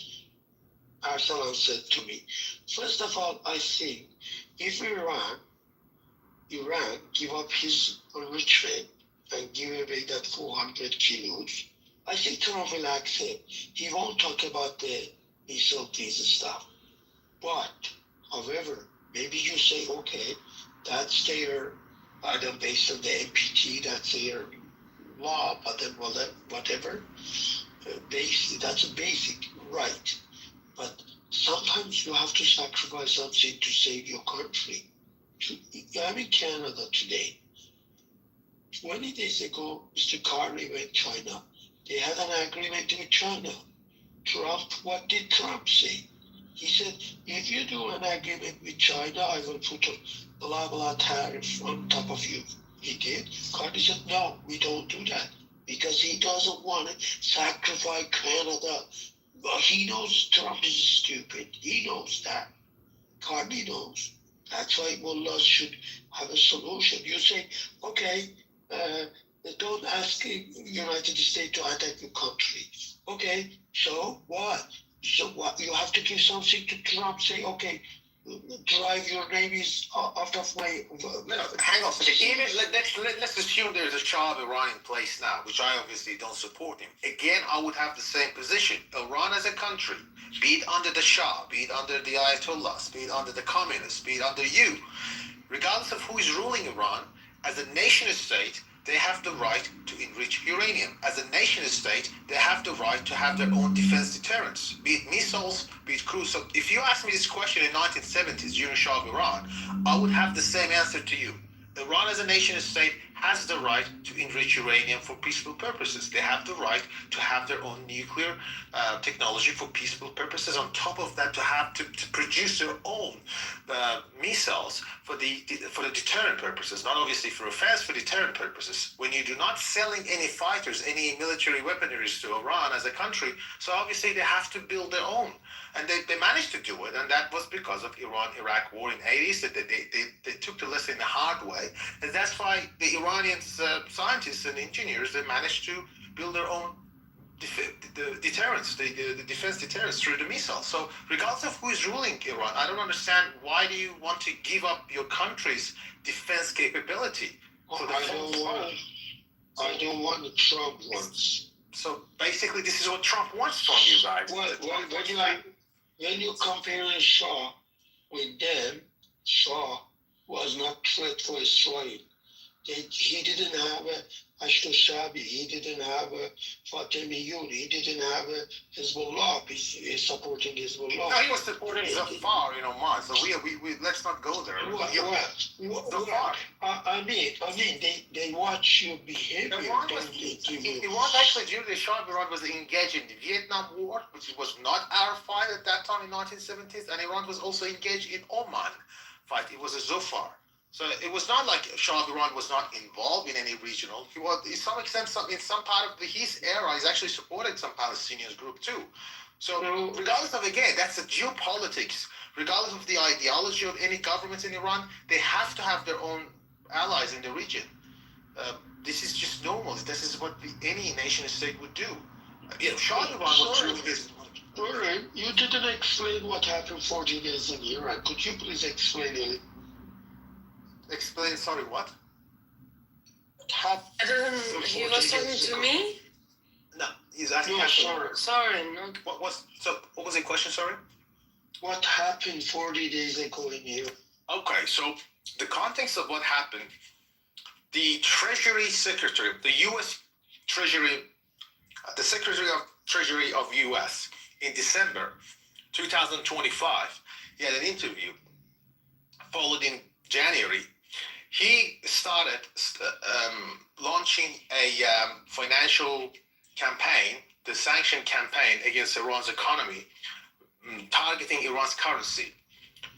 So he manufactured a currency fluctuation in Iran in December, and he took the credit for it on record, that he said it was me and my team managed to, crumble Iran's currency in December through, getting the countries around Iran not to trade with the US dollar. He manipulated that, and he took the credit for it. So Bazari people in Iran, which obviously a lot of them are Azeris, so that's why I agree with what you just said. Azeris are not going for separate movement because they're actually inherent in the economy in Iran. So that's why they're not going to go for independence. I don't think so. But moving on about what happens. The Bazari went to street, rightfully, because of the fluctuation of the currency. For 10 days, they were in the streets of Tehran protesting for the economic hardship. And I would support them at that time. I was the one actually supporting them. And everyone was supporting them because it was a legitimate protest. It was a rightful protest because of the economic hardship, because of the fluctuation. And they expected Central Bank of Iran to do something about this fluctuation, the currency fluctuation.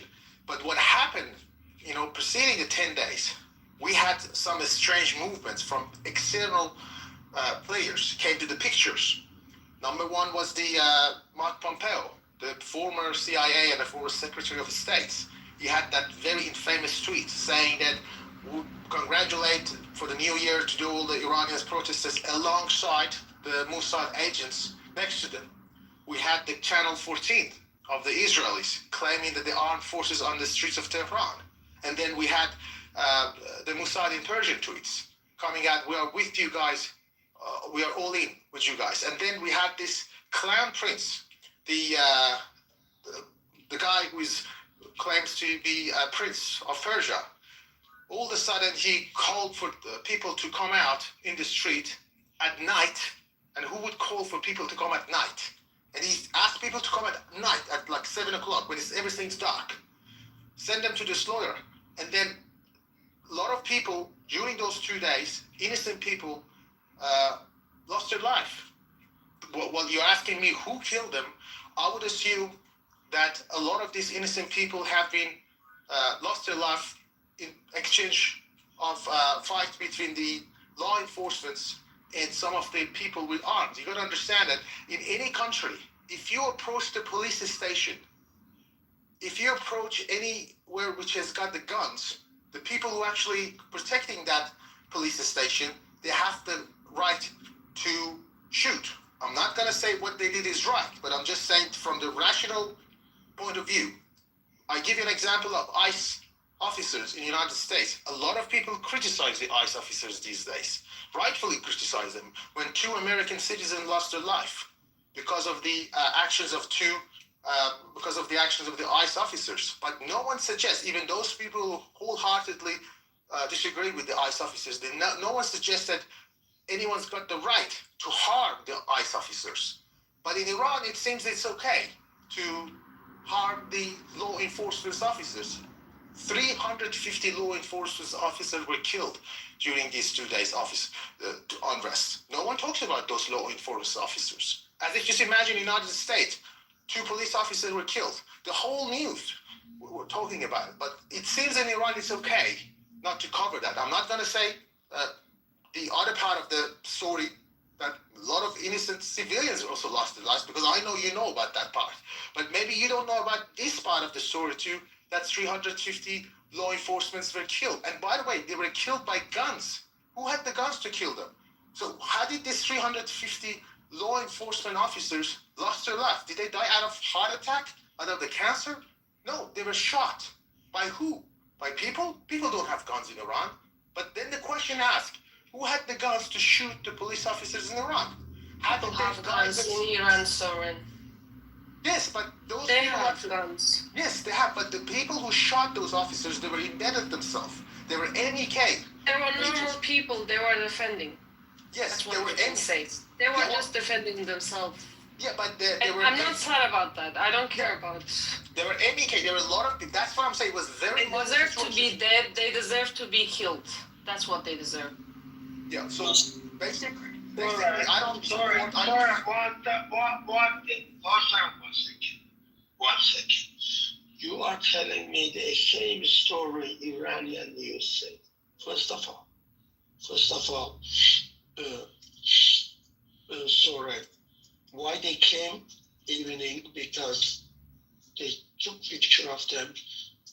People knew when they come out, because the night is better. There are a lot of journalists from reformists. They say, we saw the people from the front line. They are killing them. We saw they come, and I saw the kid saying, I'm sorry. And the guy saying, hit at his head, right? So they are saying the same story TV is saying. And you shot him. You said, they deserve to be killed. Fuck you, fuck your mother, fuck you believe. You are very stupid. I said 5 people, 5,000, 6,000. Oh, did I say they deserve? Come on, I said to the regime's workers. Come on, what are you talking about? You Who don't did you say understand fuck you English. too? Come on, little. I No, thought you were old. I said fuck them because they deserve to be killed, not the people. Okay, the government workers. Come on, man. Oh my God. You can't Get do that. educated. Get educated. No, you cannot say to people when people killed in the street, and the guy. Of course I wouldn't say. That's what I'm saying. I'm saying not people being killed. That's I don't like. That's what I'm against. I saw a father with his cell phone. His son's name was Sepe. He says, my Sepe, where are you? Oh, I saw a mother. She was looking. Little, I saw a 5-year-old girl getting killed by the raiders in Iran. I saw them torching the mosques. So many mosques were torched. You're gonna make the claim about besiege. Oh, there's besiege in the mosque. in the masjid, right? But in over 200 mosques were besieged. All of them had besieged in there. But Amir, you don't know the Iranian government. They just fire them because they want the propaganda to be around the world. That, No, but they Shadi, fire hear me the out. Muslims. Hang on a That's the second. regime. That's what Hear the me out. regime do. It's not the people Hear me out, power Shadi, to just hear me fire out. the mosque. Yeah, but hang on a second. So, would you say that a lot of IRGC members are religious? Are they religious? A lot of them. Who? Besiegers? Yeah, Besiegers and the IRGC members, are they religious? I don't know. Are they? Okay. They say that they are Muslims. They are. Do you know how big of a crime it is from the Islamic perspective to torture? Yeah, but how? It's also in Islamic religion. If you don't see this, if you didn't see the people that they are just firing, so you can't accuse them. It's buhtan, honey. No, Isn't I'm not talking. Hold on a second, Shadi. Yeah, I'm it talking is. about. You can't say about, people just hold on, fired. Shadi, You wasn't Shadi, there. I wasn't there Shadi, either. Shadi, over 200 mosques. We can agree 10 mosques, 20 mosques, 30 mosques. They did what they did, right? But over 200 mosques. Come on, man.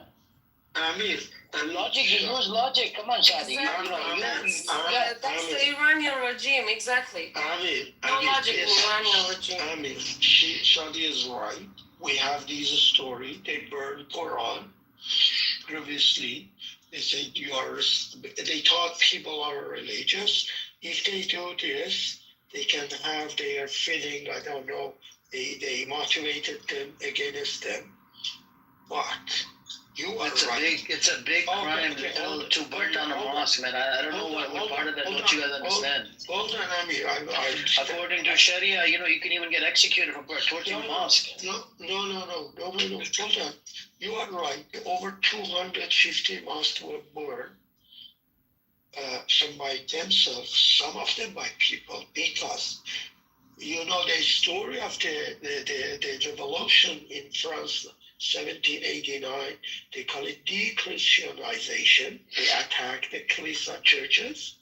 People in Iran these days hate Islam. Maybe you say why? Because they say Haydar is the Ali, their Shia Imam, and Mahdi, Allahu Akbar, Haydar, they kill people. You think the people say, oh, thank you. How many people in Iran are religious? Oh, we are Muslim. This is Muslim country. No, I'm asking you, how many people in Iran are religious? 20%, 10%, 30%, 40%? The government doesn't let you to have a survey about that. Gaman said it's about 40%. Gaman, the Gaman survey that was done, 30 to 40%, it said 40% is religious. But it could be more than that. My mother-in-law, my sister-in-law, they pray. They are Islam, but they are not what you call it. They but don't even if we talk about religion, even if we say about Islam, in Islam we have in Quran, it says that if a banda kills someone who is my banda, the universe will collapse, because if you even break a heart, then how we are talking about Iranian regime who says that I'm Muslim and has nothing to do with Muslim. Well, I'm against this regime. Shadi, I'm not defending IRGC. Look, we're trying to have this civilized conversation. It always turns into emotions, okay? I'm trying to have this logic, because that's what when I talk to Zionists, I actually provide sources. You don't have logic. We don't have logic, because this regime doesn't have any logic. Hold on a second.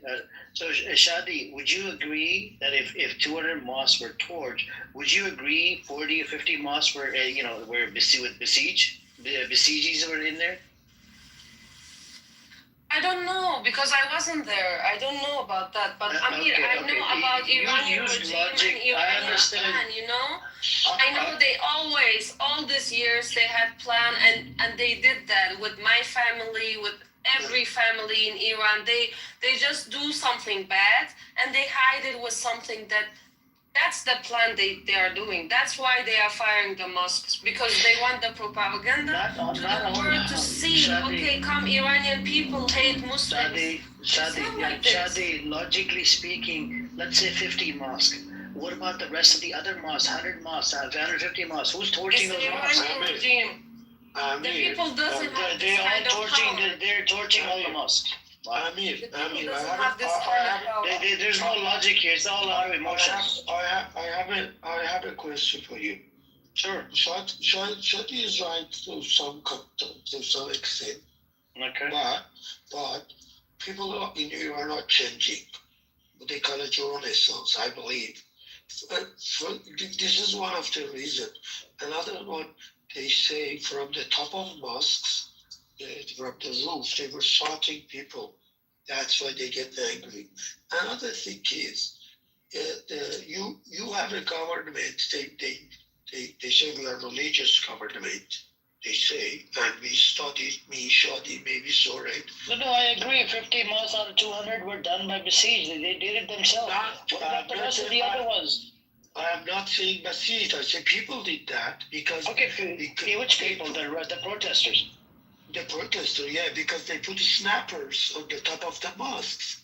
First of all, first one, and you have a fucking government by the name of God fucking you for 50 years, and you still love Islam. You can say. But hang on a second. Do you think it's okay, regardless of what country you're living now? You live in, I don't know, you live in U.S. or Canada. You're not happy about the Trudeau in Canada because of its lockdown. I remember there was a lockdown. The news was talking about the lockdown during the COVID. And also, I think I remember there was something about the truck drivers in Canada. Do you think at any point civilians have the right to attack law enforcement officers, be it in the United States, be it in Lebanon, be it in Iran, be it in Japan, as a principle? Do you think it's okay to attack a police officer? Yes, it is. Yes. Okay, you think it's okay? No, okay. Absolutely, yes. Okay, you think it's okay. How about you? What's the legal As a principle, I'm saying no, because in Canada, if you go straight, it give you an example. Let's talk about US. Let's talk about No. Let's talk about the yellow movement in France. How many people killed? Million people came to the street. How many people killed? These guys killing you in Iran. Okay, I understand. In the United States, they don't. In Canada, they don't. Okay, let's put aside emotions. We're talking about 2 days. Soren, do you know what the Second Amendment is? I understand, but that's U.S. Yeah. We're talking about the U.S., right? No, we're not talking about U.S. I mean, you just come to the Vietnam. Look, there were 2 days in Iran. There was an unrest, but there were prior to those 2 days. No one talks about it. There was another 10 days of protests in Iran, and there was no report of violence. There was no report of anything like crazy happened. But what happened during those 2 days that we had a lot of bloodshed was going on from both sides? I mean, that's a question you need to ask yourself. How come if the Iran government wanted to go ahead with these are the legitimate? I mean, obviously you're emotional, and you have to be emotional. No. Sorry. Government 18 and 19. I don't know you know Tehran or not. I saw videos from people like 2,000 from 81 Street. 18 and 19. Government saw if they don't kill, they should go. At the 9:30, they decided to people. That's easy as it is. Don't make it complicated. If government did not kill people, today we have different government in Iran. They decided to kill people to stay in power. Don't look at if you attack police, they will kill you. There were 7 million people in the street. Sorry, what you are looking for? Of course, if I go attack Basij, they will kill me. They decided to kill people. In all this, in Rasht, in Mashhad, in Tabriz, in Tehran. Long live IRGC. But But do you think it's fair to make this point? I mean, you might have this argument that says, okay, because of the government, we need to pick up the gun and fight. But do you believe because you don't like your government, you have the right or you have a duty for some people to pick up the gun and kill police officers or law enforcement officers? Sorry, and I'll explain to you why. They're not killing, they are defending. No, hold on. On the principle, Soren. Because if they are not killing, they will on kill the principle, them. Soren. On the principle, Soren. If the police is meant to protect the people, right? So if the police is being used as an institution to oppress the people, then yes, it is valid for the people to fight back.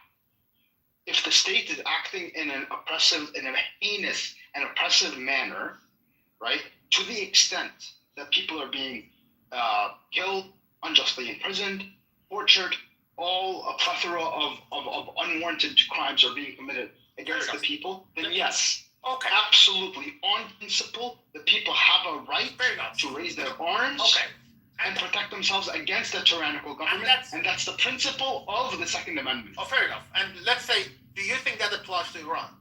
Yeah. Okay, fair enough. So that's what you just described is basically a war. Because when you pick up the gun and fight, that's a war. And my question is... Well, it's a civil war specifically, but yeah. No, it was not war. Sorry. It was practice to change government. People ask, this is a basically principle. We can change government. But they didn't want that, do that. Do you know how many athletes were being killed? Athletes, professional, international. They have a medal. You know how many? More than 150. I'm sorry. These guys, they are athletes. They are not fighters. Who killed them, government? Why? Because they were in threat of leave. Okay, but why you're making it complicated? But I think Bani Adam made a good point. He said that you have the right to pick up the gun. So my question is now, that clown prince of Persia, when he actually asked people to go in the street, why he didn't tell the people exactly what you just told me, that is a war. I agree that he's a clown prince. Listen, man, I agree he's a clown prince, right? Clown. So I'm not here defending Pahlavi in any sense. However, that's right, my point. I mean, this is hold on. However, you made the jump to say that this is a war, right? This can lead to war. That's often how civil wars start, out of revolutions. But this starts with revolution. If the government actually cared more about the people, and I'm saying the people in the government actually cared more about their population as opposed to their positions of power, they will willingly step down or implement massive reforms in order to please the populace, in order for it not to escalate. But if the government or the people in charge care more about their position of power than the prosperity of the people, then you're going to get Syria, where the government is unwilling to step down and is willing to kill a massive quantity of their own population, or make their population become refugees internally and externally, erase 80%, 90% of cities, major cities, right, in order to maintain their position of power. That's when it becomes war. So actually, it's the government's decision. Are they going to listen to the people and actually change what the people want them to be, want to be changed? Or are they going to continue down this path, right, and lead to a war? The decision is in the hand of the government. So you think they're willing to, let's say the case of Syria, if you have the information today that, let's say you had it back in 2011, would you still go ahead to pick up the guns and lose almost 500,000 and displace the half of them, like almost half? To be honest, I'm not the right person to answer that question because I've been living outside of Syria ever since I was born. So like for me, it would be unfair for me to say that. But I have asked this question, right, to people on the ground, and they said yes. We paid a heavy price, but we had to pay because this price that we paid, we were always going to have to pay because Assad was never going to step down. They were already like preparing his son to be the next president. I assume that you asked the live people, not those people who were dead. Obviously, yes. Okay. But even those alive people, they lost a lot of their family and their cousins and their friends. Well, that's a moral question. I mean, are you willing to sacrifice for the case? I know it's a difficult question. I'm not saying this is an easy question to answer, right? But at the end of the day, most people were against the government. I mean, it's not like that, bro. It's a very I don't think so. Yeah. I mean, I like how you're saying. Hold on, real. I like how you're saying this now because 5 years ago, your fellow Shia Lebanese people were saying, no. Most of the people love the government. Well, I never said that. But what I'm trying to say is, in Iran, it's not the case, bro. Right now, it's very amplified on X and mainstream media, and it's just way blown out of proportion. It's not most of the people. I don't think that's true. If that were really true, let me just look, man. 1 sec. Like we saw, they had the protest, the pro-government protest. We're 10 times bigger than the anti-government one. Yeah, man, it's very easy to pay people to come out. Nobody was getting paid, bro. You guys are telling us that they're broke, right? So how are they paying all these people to come out? These people want the government to stay in power. There's Muslims because there, by the way. Because they're broke, it's very cheap to bring people out. Okay, bro. All I'm saying is... You can bring people out on the streets for... Okay, sure, they have 10 million people, sure. Where is your proof? So, Rio, where is your proof that more people came out? Where is your proof? What? Where is your proof that more people came out and supported? No. Let's work under the assumption that more people came out. You don't think? Hold on, real. You're comparing a protests in which people can lose their lives versus protests in which people are probably going to get paid in bread. You don't think the most water and whatever to come out. Protests? Rio, my question is here. How much money do you think the Mossad was shelling out to the anti-government? Real. How many percent of people? How many percent of people should come to the street to have a revolution? Sorry? The percentage is between 3% to 10%. We have enough people to have a revolution in Iran today. We don't need. They're supportive of government 10 times. But how do you draw a distinction between vandalism and protests? Because we see a lot of vandalism in the street of Tehran. We see a lot of banks being burned down. We saw a lot of mosques being burned down. A lot of people. In the U.S., in the United States, people raided the Congress, and only 2 people died, and one of them was police officer. There were only 2 police officers who were killed in Iran. Only 2. They were armed. Where is that? Is it in Iran? I'm saying in the United States, the armed people raided the Congress, and only 2 people died. The 6th of January. Yeah. Okay. So what's your point? Well, the point is that was a abhorrent act. You're not supposed to kill police officers, regardless. And that's my point. I'm for non-violence. You're saying people coming for violence, people coming to loot or whatever. How come they killed 3,000 people for just protesting? Well, but while in the U.S. they killed only 2 people for getting the Congress.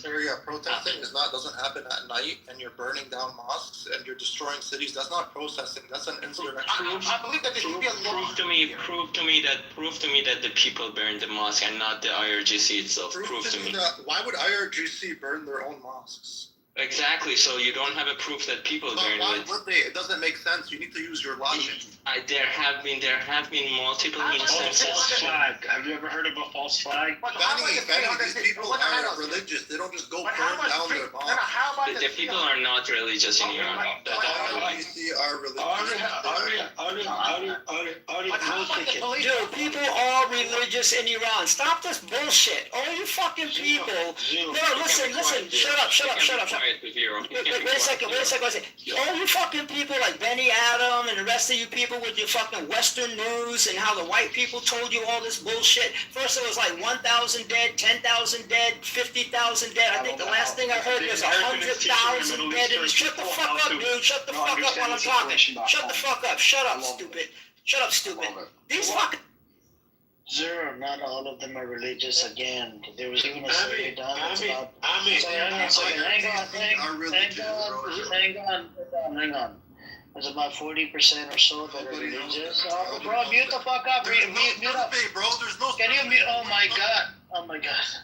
According to the Western survey, just stay muted, Rio. Don't come off the mic. Rio, shut the Yeah, fuck please. up. Oh my God. This girl was literally swearing at the prophet. Fucking useless piece of shit. Okay, Shadi, if you were doing this, you should stop it. Okay, you shouldn't be doing that. That's I'm sure your grandmother is religious. She's Muslim, right? You shouldn't be doing that. That's disgusting. When it comes down to zero, the religious thing, there's a lot of them. They left the religion. Okay, there's a lot of them. We don't have the stats, but the Western stat, like the Gaman stat that they have, it's very problematic. But it goes up to about 40%.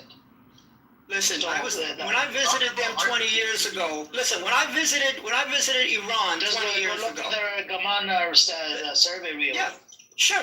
Yeah, but listen, let me just mention what I saw as an outsider when I visited Iran back in 2004. Okay, when I visited Iran, yes, there was two sides.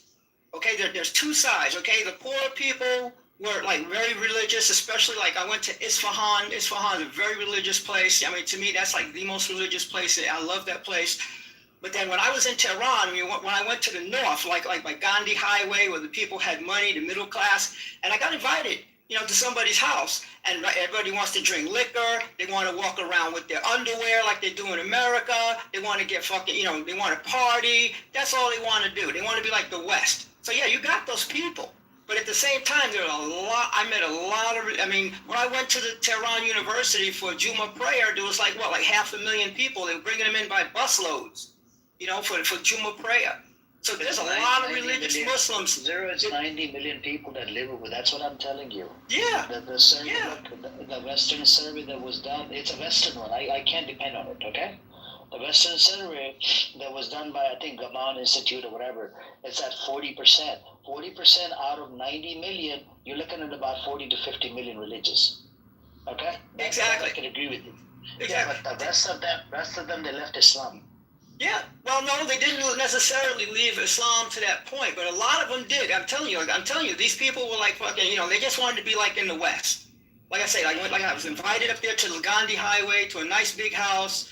And everybody was like drinking liquor and walking around in their fucking underwear and they all had their curtains pulled, They all had their curtains closed. But so people like that I don't care about. But there's a lot of Muslims. Everybody was friggin'. I just told you 40 to 50. I believe you, Amir. I believe you. Leave it at that, khalas. Yeah, I believe you, Amir, 100%. But I look at Iran just like I look at Thailand and some other countries. They're like 50-50 countries. And America too now. America is a 50-50 country. Where you have 50% is on one side and 50% is on the other. Zero, we're going to continue the conversation. Yes, listen, what's your point? What Amir says, we cannot trust on the one person's observation. He is talking about the survey. Anyways, Amir, if you say, for example, this government or these messages are Muslim, why they have to burn their own mosque? Okay, don't think of it like that. We have evidence.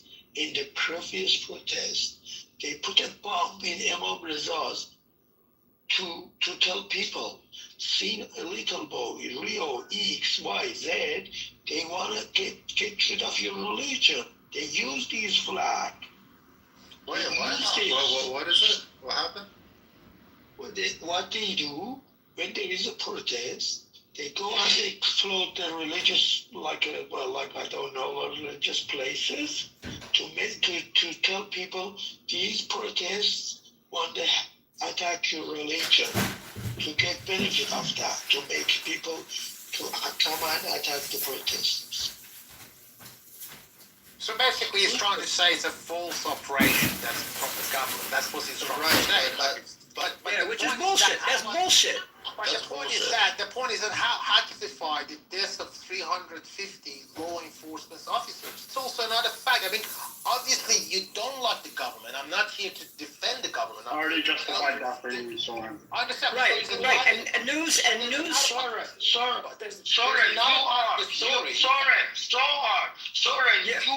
you are part of the government and defending. Yeah, but listen. Yeah, okay, but listen.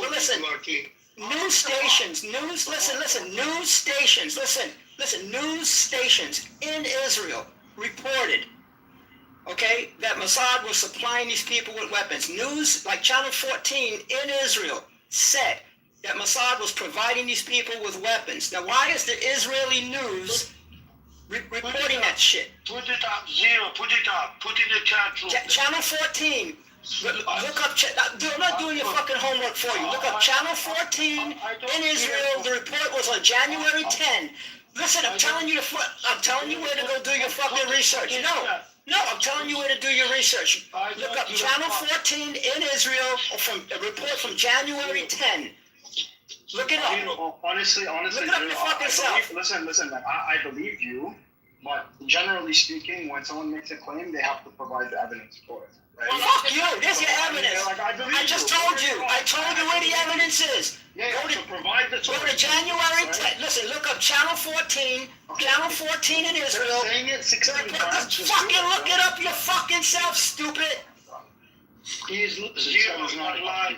Zero not lying. Zero not lying. I'm not gonna go fucking find research for a bunch of stupid fucking idiots from Clubhouse. Do it your fucking self. Because you're a fucking idiot from Clubhouse. I'm telling you where it is. You look the shit up. Do your own fucking homework. Dude, learn to do your own homework. Was this the way you got through high school? You had the guy next to you do your fucking homework for you? Then do your own fucking homework. Then do your own homework, you stupid fuck. I didn't graduate elementary. Yeah, so Zero, the way in this room it works is we have to provide sources. You know I do it all the time. I'm just not in the mood. I'm not in the mood. This is fucking Ramadan. I'm not gonna play games with these stupid fucks. You know I do. Amir, you know I always bring the fucking facts. I have the facts. I'm sitting wrong within you, Zero. I can feel it. I'm sitting on the facts. Shut the fuck up, Benny. Shut up, Mr. Benny Adam. Benny Adam, I put the source of the Turkey government because I know, Benny Adam, you love the Turkish government. I put the source for you, Benny Adam. Yes, there you go. There you go. I believe there you go. Soren is giving you facts. Soren is giving you facts. Then shut the fuck up and read the facts. Zero, again, like shut up and read the facts. Again, I believe you that the IRGC is... No, don't believe him. He talked about Channel 14 of Strike. What the fuck Turkey is doing here? No, I give you Benny Adam because he loves the turkey. I give him the but Soren, you don't understand. I already know that the Mossad is supporting the protests, right? But I'm just saying, if Zero is gonna make a claim and that claim is gonna become disputed, then he has to provide sources for it. That's all I'm trying to say. Soren gave you the facts. That's how I'm just not in the fucking mood. No, I'm just not in the mood to give you shit. Soren gave it to you. So read what Soren gave you. Listen, read. Soren backed up what I said. He gave you the facts. Fucking read the facts. Leave me the fuck alone. If you are not that mood, don't blame it. Read what Soren backed up what I told you. He put it in there for you. Read it. Leave me the fuck alone. Stop asking me to do your homework. Well, all I'm saying is that what sort of support do you think that the Mossad would do to protesters in Iran, since you accepted the fact that they do support, because they use the word armed? Oh, by the way, if you're asking me, I think it was the Mossad that was burning down a lot of these mosques. Okay. Oh, fair enough. That's my personal opinion. I don't have sources for it, but that's just what I think. No, what you said was red. And by the way, you said false flag. And by the way, yeah. You said false flag. You said false flag. That's also a possibility. I also think that if you follow... Both can be true. What I'm trying to say is this. If I was God forbid, if I was like one of them, like one of these Mossad agents, I would not only attack the Iran's political, the law enforcement, I would also try to... The protesters. The protesters, because I want to create fitna. I'm trying to create seditions. Absolutely. That's what I was going to say. So if you look at what happened in Ukraine, right, during their revolution, the colored revolution, what they were saying was the people and the government were being attacked at the same time at night, and nobody knew where it was coming from. So they started blaming each other and fighting each other. And that was a fact. There were snipers on roofs. Nobody knew who they were. It's true.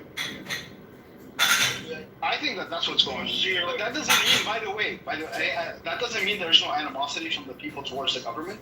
And that doesn't mean that the government does not have a responsibility, right, to A, protect the people, and B, govern in accordance with the aim of assuring prosperity for the people. Yeah, and they've definitely failed with both of these respects. Dude, they didn't fail. We got fucking sanctions. Dude, they didn't fail. Dude, the sanctions on everything. Dude, you don't fail. Dude, you don't fail when you have 100% fucking sanctions. You can't even. Dude, how are you gonna? How are you gonna fail when you have sanctions? How are you gonna fail? How are you gonna? Dude. Why are you talking to listen, Betty, Betty, let me tell you something stupid. Let me tell you something stupid. Listen to this. Listen, stupid. Listen, stupid. Okay, can you please allow Benny Goy to finish? Come on, Zero. Okay, then I'm next. Okay, Okay, go ahead. Let him finish. Go on. Honestly, I forgot what I was saying. I hate when people cut me off like that. Okay, well, he's busy drinking his liquor and can't remember shit. Let me talk. Okay, look, here's the thing. Let's say you want to go into a bank. Let's say you have money in your bank and you want to go into the bank and get your money so you can pay your bills. I'm standing outside the bank with a fucking weapon telling you can't get into your bank. How are you going to get the money from your bank to go pay your bills? You can't. That's what a fucking sanction is, stupid. I'm done. So look, this is another problem I have with a lot of, especially the diaspora Iranians. I'm an outsider, right? I look at the problem. I would put the blame on sanctions, number one. Number two, on the leadership.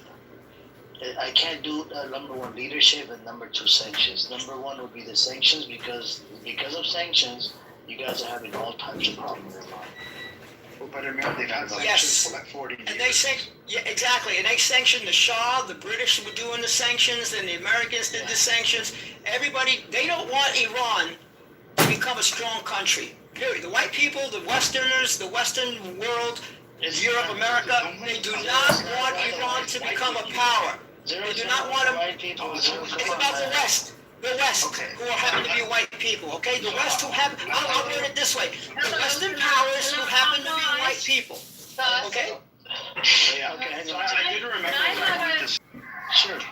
You want to speak? I just remember. Yeah, go ahead, Benny Goy, and then it's on you, Ella. If you can hang on for a second, Ella, let Benny Goy finish. Another reason why this is actually, you can put a lot of blame on the government, is because it's the government that's preventing us from getting a lot of information on the ground. They're the ones who prevent freedom of press, right? Without freedom of press, we can't know what's going on. With the Mossad operation, Benny, you can't really have something like that happen. No, you can't have freedom of press. No, you can't have any press. When there's Mossad, you can't have any press. That's the staple of an authoritarian government. Bro, no press. Just believe what I say. Literally topple your government. You're actually proving my point. You understand that, right? What? You're actually proving my point. Bro, how am I proving your point when there's a... Because when you don't have free press, then you don't know what's happening in the country. Therefore, propaganda will run rampant against you because there is no free press. We don't know who burned down the mosques because there's no independent journalists. You have your topple, the government topple. No, but real, you have to understand. I have a question for you, bro. It would be fantastic if the government was toppled. Yeah, we know that. That would be. Ella wants to go, Rio, and then we can go back and forth. Go on, Ella. Yeah, I'm just saying that it would be great if the government was toppled. We would get rid of the source of all the problems that we have in Iran. Why? Other countries have issues with other countries, neighbors. Iranian government made enemy out of anyone and everyone. They haven't left any friends. To me, as an Iranian, that is onto our useless dictators. That they're not only just not presenting their people, they are suppressing them, and they are making wars and enemies all over the world. If they could suppress the whole world. They've made a friend out of me because they're standing up against Israel, so I love them more than ever before. And can you tell us, Ella, what wars they're creating around the world? Hang on a second, one person at a time. I do have this big question for Ella. Ella, are you Azeri Iranian? Like, are you Azeri? I'm Azerbaijani Iranian. Okay, cool. Azeri is not the right word. Okay, cool. You can't say Ari, because you can't shorten everything, like say Ari or Iranian. You can't say Iraqi or Iri. You can't say that. I got you. I'll call you just Iranian. My question to you is, why are the sanctions on Iran in the first place? Was it because of what happened at the embassy? Many sanctions. It started after the revolution. It started with the embassy, and then went on. Yeah, but why should crazy people go and invade an embassy? Why should they do that? Why should they take hostage other diplomats? Why should they do that? What was their demand? There are some international rules. There are some international rules. There are some international rules. So you cannot invade What was their demand? Whatever was the demand, they cannot go and invade an embassy. No, but what was the demand? Can you please tell us? Whatever it was the demand, you cannot invade the embassy. What's the answer, Ella? Can you just tell us the answer? He doesn't know. I do know, but whatever. There is no excuses in the world. I know the history. ChatGPT, love. Oh, okay. You know the history. Okay, you know the history with that mullah's assassin mullah's photo. Yeah, you know it. You know it. I'm gonna help you. And your leader knows it. I'm gonna help you. What to get the Shah out? It was about the Shah. I'll give you a hint. It was about the Shah. Return of Shah. It doesn't matter. It really does not matter. Okay. What also does matter is that you need to know your history. Sorry. If someone has taken refuge in a country, you cannot go and invade its embassy because you wanted whatever. That is why I'm saying you cannot chew the rules because you are somehow revolutionary and you are in the mood of being revolutionary and you ruin the whole future of the country of 90 million people. Ella, just 1 second, sir. So, Ella, do you know one of the other reasons was for this? They put sanctions. That is exactly why. Ella, please, I'm speaking. They froze $8 to $12 billion worth of Iranian, the money, billions of dollars. That was done by Jimmy Carter. Do you remember Jimmy Carter? So, that was one of the reasons. You had the Shah, and then there was other reasons as well. I mean, you had the U.S. Embassy where, the 52 American hostage, right, for 444 days or whatever. But these were lifted in January 1881 by the Algiers Accords after hostage release, right? But then the sanctions resumed in 1984. You see what I'm saying? So if you look into the history, it's always America. It's their way or the highway.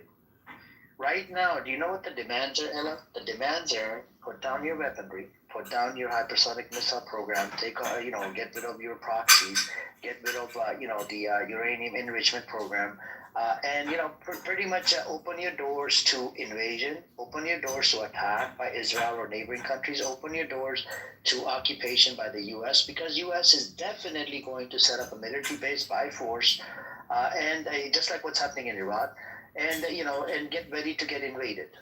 Okay. So let's go with this hypothetical. Let's say you're the leader of Iran, Trump tells you have to get rid of the uranium enrichment program, hypersonic missile program. You gotta remove the proxies, and you can't have any type of defense system on the ground. So, what would you do? Would you give it up on all the sanctions, Ella? And you have to sign the Abraham Accords with Israel and America. What I would do, I would go if I were Khamenei, I would go and kill myself and let people live. This is why she's from Azerbaijan. That is what I would do. This is why she's from Because he ruined the country. You're a retard. If Rio, can you please? No. It is my time. It is my time. Rio, let her finish. It is my time. It is my time. So he ruined the country. He brought this upon his people. And seriously, I would go and kill myself out of shame if I were to be Khamenei. I'm not calling you. Look, the hypothetical that I gave you. Say you're the leader of Iran. Hang on a second, brother. Hang on. The hypothetical was that you are the leader. Let's say you are given the powers. You're the leader of Iran. Okay, you become a leader of Iran, and the conditions on the table are: you have to remove the hypersonic missile program, you have to get rid of the uranium enrichment program, you have to get rid of the proxies, and you have to pretty much bow down to America and Israel. And it's a normalization with America and Israel, and America is going to set up a military base inside Iran. Are you for it? What would you do for it? Would you bow down and get rid of all of this? I would definitely resign and do a referendum because but resign he is the one. No. You're not leading any country. If that's correct, brother, come on, let's keep it civilized. He is the person who is responsible and brought this upon people. The threat of war, the threat of invasion, and everything. Ella, you keep on beating around the bush. I'm putting you in power, in charge. The requirements are, hold on a second, I'm not done. Requirements are you have to get rid of the uranium enrichment program, you have to get rid of the proxies, right? And you have to bow down to America, and you can't have hypersonic missile program, which means you will open up the doors to fucking, anybody can invade your country, take over your land. Even the neighboring countries can fucking occupy, like we've seen Israel occupying fucking Golan Heights, Sheba farms on the border of Israel, Lebanon, building more settlements in the West Bank, taking over fucking Gaza, doing a whole bunch of stupid shit. Even the buffer zone in Syria. My question to you, you are the leader now. Forget the other leader, forget, Khamenei, whatever, all of these people. You are the leader. You are told by Trump to, you're going to have to get rid of all of this shit. Are you ready to give up all your defense system? Okay, what I'm trying to say is just a yes or no. It's a yes or no question. No. I'm just saying that the options aren't limited to what you're saying. You're trying to limit me. This is what it's limited to. In my hypothetical, this is what it's limited to. What would you? It's a yes or no question. Would you give up the stuff? Because that is a superficial question. It's not a superficial. This is what the requirements are. Go look it up. Go ask ChatGPT, whatever. These are the requirements by America to remove the sanctions. Yeah, what I'm saying is that leader is not qualified to make those decisions. Because he has I'm not talking about, oh my God, this woman, man. Can you change? Oh my God. No, I put you in power. Forget the fucking leader. Forget the current leader. I'm making you a fucking leader. Referendum. I would call referendum. Okay, I would call for referendum. What kind of fucking referendum? It's required by America to remove all of this shit. You ever I would do. You know what else I would do? I would invite UN peacekeepers instead of America, instead of Israel. I would invite the UN peacekeepers to oversee the referendum. That is what I would do. All right. Let's go with the UN peacekeepers. On the border of Lebanon and Israel, there's about 10,000 peacekeepers, UN peacekeepers. During the Lebanon, the Hezbollah and Israel fight, they even attacked the UN peacekeepers. All right, it's about 10,000 of them. My question was clear cut. Anybody, is this a yes or no question? Would you remove all of these shit? It's a big list of things that you have to fucking agree to be able to get the sanctions removed off Iran. It's a yes or no question. Would you do it? If you're, it's a hypothetical. If you're placed as the leader of Iran, would you do it? It's a yes or no. Little, Shadi, Ella, whoever's Iranian, Taco, anybody. Anybody can jump in. Or Soren, 100% no. 100% no from my side. And that's a clear. Okay, what about you, Little? Would you say yes or no? First of all, this is a philosophy. You say there is two options. No, but what we are here today. There you go, sir. You're on the side of the science. You are not paying attention why this fucking government brought here today to Trump bring those navies to ask us to do this. Well, you said the hostage of the embassy for the United States started 1970 something, and they added on top 1979. of that. 1979. Oh yeah, 79. They added on top of that. Are you saying that the U.S. is okay with you having a missiles? They only have problems with the country. No, sorry. Wait a second. These freaking all the emotions. No, sorry.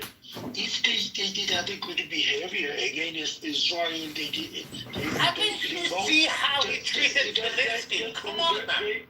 They were not a threat. They were not a threat. Sorry, stop. They were not a threat to Israel.